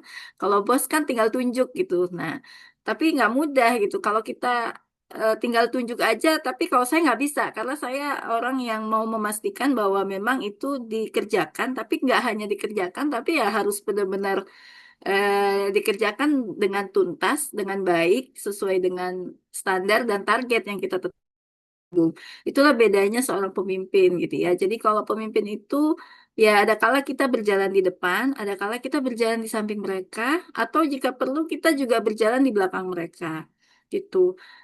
Kalau bicara tim, memang apalagi rumah sakit ya, kita rumah sakit itu kan sangat variatif gitu ya. Ada yang sudah usianya apa jelita jelang usia 50 tahun gitu ya kan. Karena ASN kan pensiunnya umur 58, kalau fungsional 60 tahun gitu ya lama. Dan di tim saya juga ada yang sudah jelita gitu ya. Dia seorang Kesling, sarjana kesehatan lingkungan gitu ya. Pak Mahmudin namanya. Jadi Bapak, saya panggilnya juga Bapak. Jadi ada juga yang baru fresh graduate, baru lulus, baru CPNS ya kan, ditempatkan di Kepulauan Seribu. Jadi memang tentang usia itu terjadi.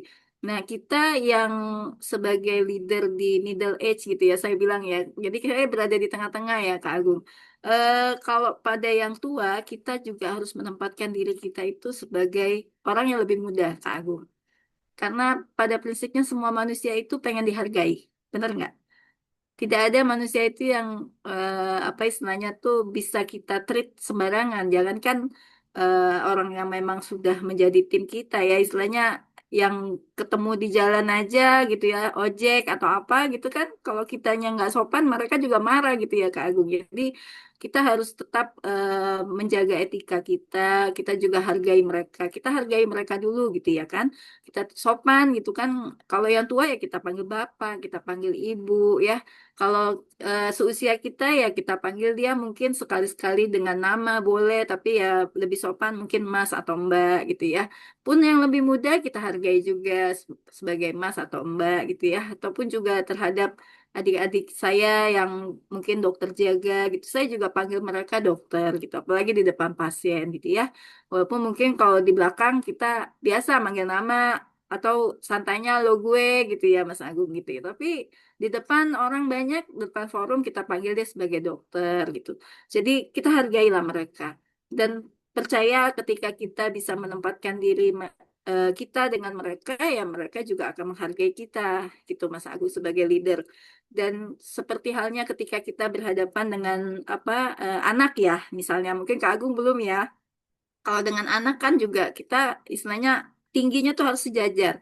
Jadi kalau mereka masih kecil ya kita agak berdiri di lutut gitu ya. Jadi kita sejajar sama mereka, kita bisa melihat wajah dan melihat tatap mata mereka. Itu menurut saya sudah sangat tepat yang kita lakukan dan selama ini itu yang saya lakukan gitu Kak Agung. Jadi tim kita ini saya nggak pernah mau menyebutnya itu sebagai anak buah gitu. Saya nggak mau karena saya sebutnya itu sebagai teamwork gitu ya. Jadi kita itu eh, pertama kali yang saya selalu sampaikan ketika saya mendapatkan sebuah tim bahwa kita ini tidak ada satu orang pun yang nggak penting gitu ya kan. Seperti halnya ketika kalau misalnya kita bicara, saya kan di penunjang. Kalau penunjang ini kan istilahnya kalau rumah tuh tiangnya gitu. Mungkin orang taunya yang utama tuh dokter gitu. Tapi nggak juga gitu. Karena saya pun ngerasa kalau saya dokter nggak punya analis lab, nggak punya radiologi, ya kan? Saya juga buta gitu ya kan. Jadi tidak ada satu orang itu yang tidak penting. Dan satu lagi kita harus bisa mengukur. Jadi kalau seorang leader tuh kita punya helikopter view gitu, Kak Agung. Kita bisa melihat tim kita ini semua orang tuh nggak ada yang sempurna, percaya. Diri kita juga nggak sempurna ya Kak Agung. Kita juga punya kelemahan, kita juga punya kelebihan.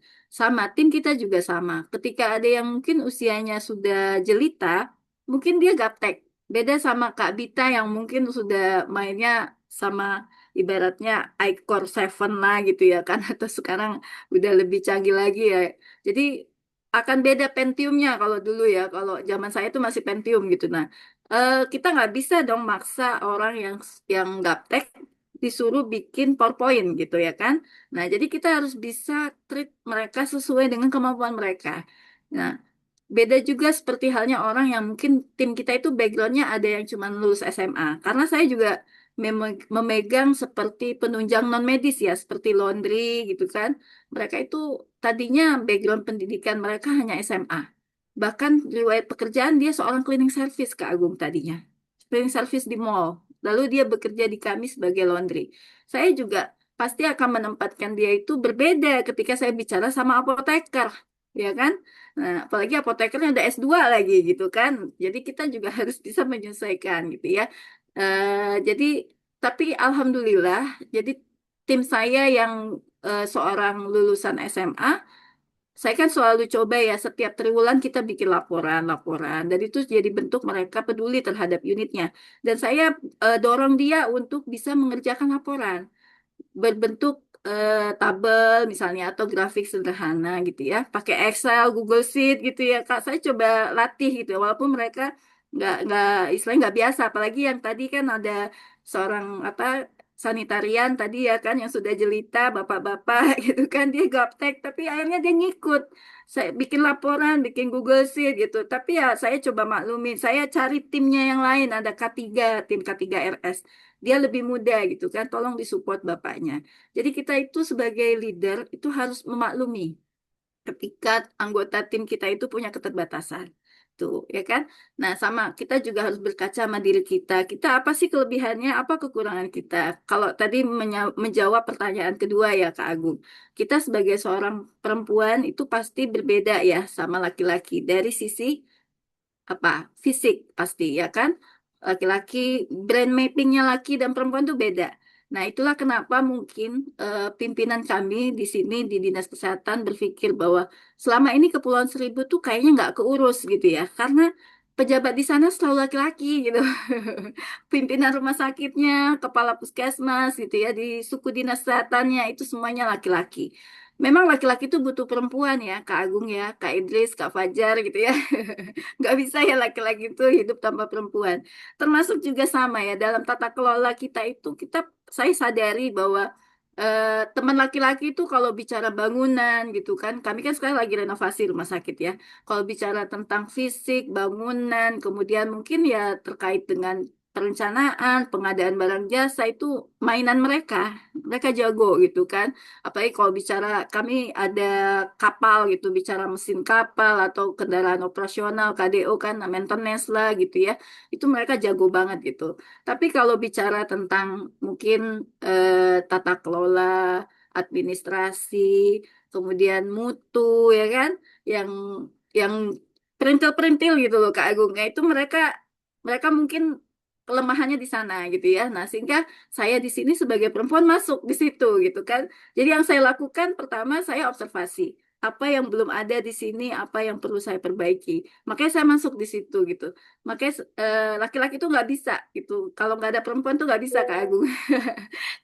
Itulah saya alhamdulillah mereka bisa menerima saya dengan baik gitu ya. Walaupun mungkin ya plus minus ya kalau kalau mereka bilangnya sebelum-sebelum ini selalu kepala seksinya atau juga direkturnya itu laki-laki gitu ya. Begitu masuk perempuan, wah ribet nih gitu ya istilahnya ya.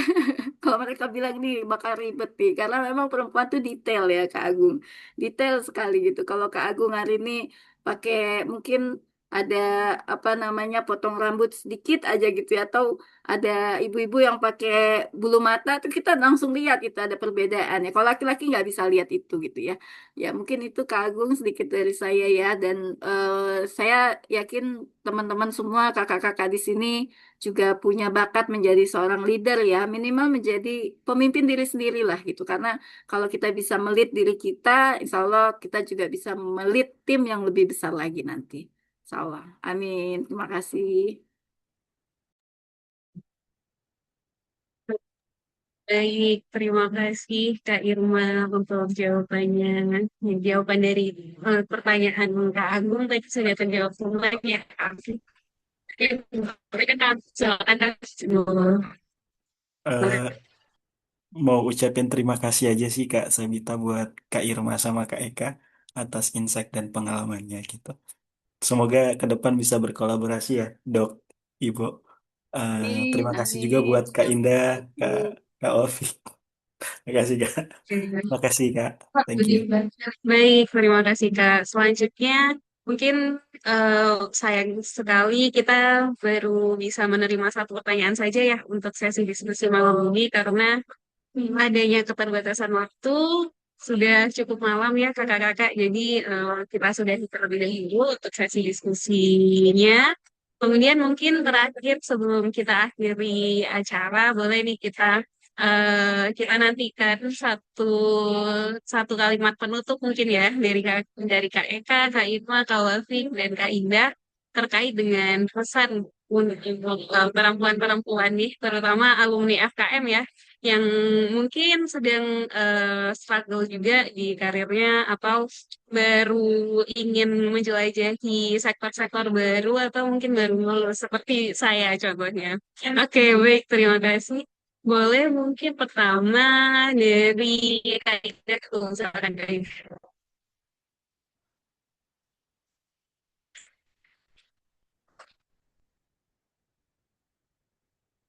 Silakan Kak Ida. Boleh Kak? Oh.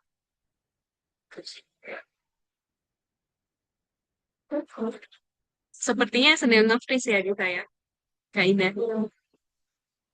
Oke, baik. Mungkin sambil menunggu jaringannya Kak Indah, boleh nih dari Kak Walfi terlebih dahulu. Boleh, Kak. Em, Closing statement ya, mungkin kalau dari aku jangan takut untuk mencoba hal-hal baru dan jangan takut tertinggal sih kalau untuk teman-teman yang saat ini sedang merintis. Saya pun sebenarnya masih merintis ya. Jadi sembari memberikan sparknya. Jadi kalau mungkin dua hal itu ya, jangan jangan takut untuk tertinggal karena setiap orang itu pasti ada masanya, setiap masa ada orangnya. Saat ini mungkin kita masih uh, sedang mungkin ngesot ya di karirnya gitu. Tapi nanti suatu hari kita akan jadi Kak Irma dan Kak Eka di beberapa tahun kemudian gitu.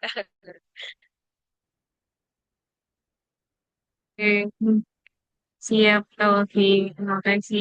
Kak Indah sebenarnya sudah terlempar ya. Boleh kita lanjutkan terlebih dahulu. Silakan dari Kak Eka mungkin ya. Ya, baik. Terima kasih nih Kak Bita. Mungkin kalau kita refleksikan ya buat kita gitu, artinya buat saya sendiri. Sebenarnya perjalanan terbesar dari perjalanan sebuah karir itu bahwasanya memang leadership itu bukan hanya tentang posisi gitu ya, tapi tentang bagaimana tanggung jawab dan ketahanan. Nah, memang kita harus lebih adaptif gitu ya terhadap perubahan, terus belajar, terus nggak boleh takut menghadapi tantangan. Tapi yang paling penting jangan kehilangan nilai, integritas dan nilai baik dalam bekerja itu yang harus selalu kita pertahankan dan berkembang gitu ya. Nah, untuk perempuan-perempuan yang ingin berkarir di bidang manajemen kesehatan, manajemen pembiayaan, ekonomi kesehatan ya. Pertama, jangan ragu untuk kita untuk mengambil ruang. Kedua, pastinya kita harus terus upgrade gitu ya potensi diri kita karena kita tahu dunia kesehatan dan pembiayaan itu sangat dinamis dan selalu banyak perubahan yang sangat eh, mengejutkan gitu ya. Dan yang ketiga pastinya adalah harus bangun jejaring dan kolaborasi karena kita nggak bisa kerja sendiri. Artinya membangun kolaborasi itu adalah the best way sekarang ya untuk kita bisa makin maju pastinya. Tapi yang paling penting dari semua itu mungkin bagi kita perempuan-perempuan kita harus percaya pada diri kita sendiri. Nah, kita nggak harus sempurna gitu ya sebagai perempuan, sebagai seorang ibu, sebagai seorang pekerja, sebagai seorang istri, tapi kita harus berani melangkah untuk menjadikan perempuan itu menjadi lebih maju, terutama untuk perempuan-perempuan di dunia kesehatan masyarakat. Semangat buat perempuan-perempuan kesehatan masyarakat semua. Terima kasih, Kak Bita. Baik. Ya, terima kasih kembali Kak Eka. Menyentuh sekali ya tadi kalimat terakhir kan. Oke. Selanjutnya boleh ini sudah kembali. Kak Indah sudah kembali. Izin untuk Kak Indah terlebih dahulu ya Kak Irman. Silakan Kak Indah. Cek suaraku terdengar tidak ya? Mohon maaf tadi ada gangguan sinyal. Oke, baik.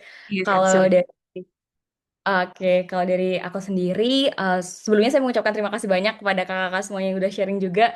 Luar biasa, saya juga ikut belajar ya hari ini ya, dari kakak yang sangat hebat. Kalau dari aku sendiri, aku pengen bilang bahwa ke semua perempuan yang ada di sini gitu ya, bahwa perempuan itu nggak terbatas gitu ya. Kita limitless, kita bisa mencoba berbagai hal gitu ya, yang mungkin dari pekerjaan dan apapun peran-peran pekerjaan kita gitu kan.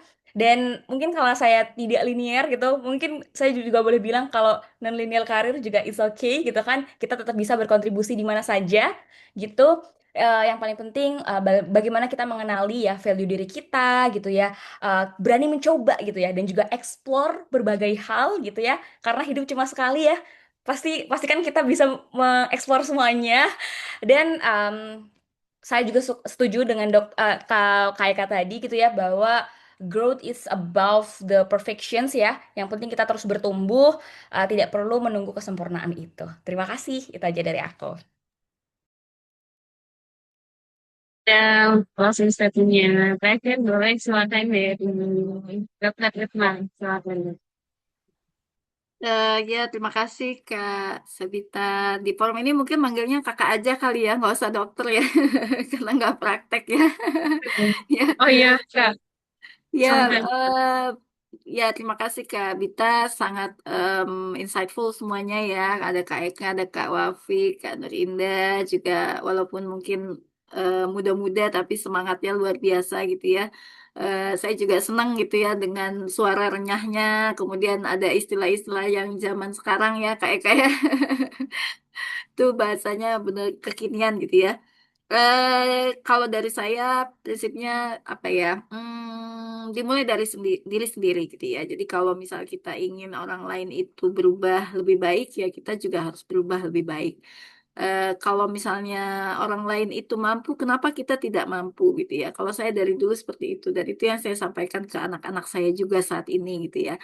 Saya selalu mengatakan bahwa memang kita itu hidup itu sebentar gitu ya Kak. Kita nggak tahu usia kita sampai kapan, dan bahwa di dalam agama pun juga disampaikan usia itu bukan angka tapi berkah gitu ya. Bagaimana kita menjalani hidup ini, melangkah di setiap nafas kita gitu ya. Itu kita selalu memberikan sebuah kebaikan, keberkahan, kebermanfaatan. Nah, itu yang selalu saya coba gaungkan, pun juga selalu saya ingat kepada diri saya sendiri gitu ya, ketika saya juga namanya manusia ada kala lelah gitu ya, ada kala juga kita mungkin merasa bosan, merasa jenuh, atau merasa kadang-kadang ada luka gitu ya, mungkin dengan sahabat atau teman kita, atau mungkin bahkan pasangan kita sendiri, atau mungkin juga teman kita gitu ya. Tapi ya kalimat-kalimat itu yang selalu meneguhkan saya, yang menguatkan saya gitu ya, bahwa kita itu hidup itu hanya sebentar, hanya sementara, dan rugi sekali kalau kita melakukan hal-hal yang tidak baik, yang negatif, apalagi yang sifatnya destruktif gitu ya. Jadi kita penuhilah hari-hari kita itu hal yang baik, yang positif, yang berguna, tidak hanya untuk diri keluarga, tapi juga untuk orang banyak. Apalagi para pejuang kesehatan masyarakat, semuanya di sini ya, kakak-kakak, saya senang sekali karena memang saya mendapatkan point of view yang jauh berbeda ya ketika saya bersekolah di kesehatan masyarakat, di mana saya kan memang basicnya medis gitu ya. Saya ketemu dengan para dokter, calon dokter, spesialis, konsultan, dan seterusnya gitu ya. Mereka sudut pandangnya berbeda dengan kakak-kakak semuanya yang ada di public health gitu ya. Dan walaupun saya bekerja di rumah sakit pun, saya tetap menerapkan ilmu public health saya gitu ya. Dan juga menularkan ke semua teman-teman yang ada di rumah sakit, bahwa saya kalau kita berpikirnya masyarakat itu jauh lebih luas ketika kita berpikirnya hanya individu gitu ya.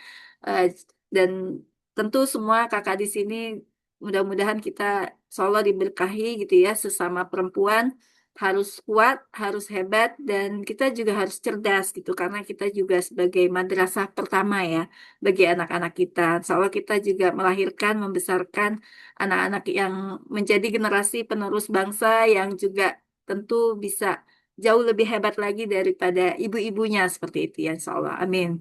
Ya, itu saja dari saya, Kak. Terima kasih. Baik, terima kasih banyak Kak Irma untuk pesanmu penutupnya ya pada malam hari ini. Sangat luar biasa apa yang disampaikan kakak-kakak narasumber pada malam hari ini. Semoga bisa kembali ini ya menjadi semangat kita, banyak pelajaran yang bisa diambil untuk kita kembali belajar dan terus berkembang kita masing-masing. Pertama dalam perjalanan karir yang mungkin tidak, yang mungkin masih panjang ya. Dan juga perjalanan karir bukan hanya soal pekerjaan, tadi mungkin nanti akan ada yang berumah tangga atau yang sedang berumah tangga saat ini juga. Itu semua menjadi perjalanan yang kita sama-sama harus belajar bisa terus perbaiki seperti itu. Terima kasih banyak kakak-kakak atas kehadirannya pada malam hari ini. Sayang sekali karena sudah cukup malam ya, kita perlu batasi waktunya. Semoga di kemudian hari kita bisa mengadakan mentoring, mungkin sesi-sesi mentoring yang lebih khusus ya untuk sesi berikutnya seperti itu. Jadi nanti dari satu narasumber bisa sharing lebih banyak, bisa mendengar pertanyaan lebih banyak, gitu. Jadi bisa lebih terfokus dan ya semoga bisa lebih bermanfaat juga bagi teman-teman yang mengikuti. Oke, baik. Terima kasih, Kak. Semoga sekali lagi diskusi malam ini bisa memberikan inspirasi dan juga semangat untuk kita semua, khususnya dalam memperkuat peran kita perempuan maupun alumni FKMI ya di berbagai sektor kesehatan masyarakat. Akhir kata, saya sebagai moderator mohon maaf apabila terdapat kekurangan selama memandu acara. Selamat malam dan sampai jumpa di kesempatan berikutnya. Assalamualaikum warahmatullahi wabarakatuh. Waalaikumsalam warahmatullahi Waalaikumsalam wabarakatuh. Terima warahmatullahi kasih Kak Bita, wabarakatuh. Kak Irma, Terima Kak Wafik, kasih, Kak Kak Indah. Dita. Makasih Sukses. banyak. Terima kasih kembali Terima kakak-kakak, Kak kasih. Kak Eka, Stre, Kak Irma, Terima Kak Wafik. Kak kasih. Idris, Kak Terima Fajar. kasih. Ya, Kak Idris, Kak Terima Fajar, kasih. terima Kasih kasih. kakak-kakak Kakak semuanya. sehat selalu, Assalamualaikum, kakak-kakak. selamat Waalaikumsalam. happy long Terima weekend. kasih kakak-kakak semuanya. Iya.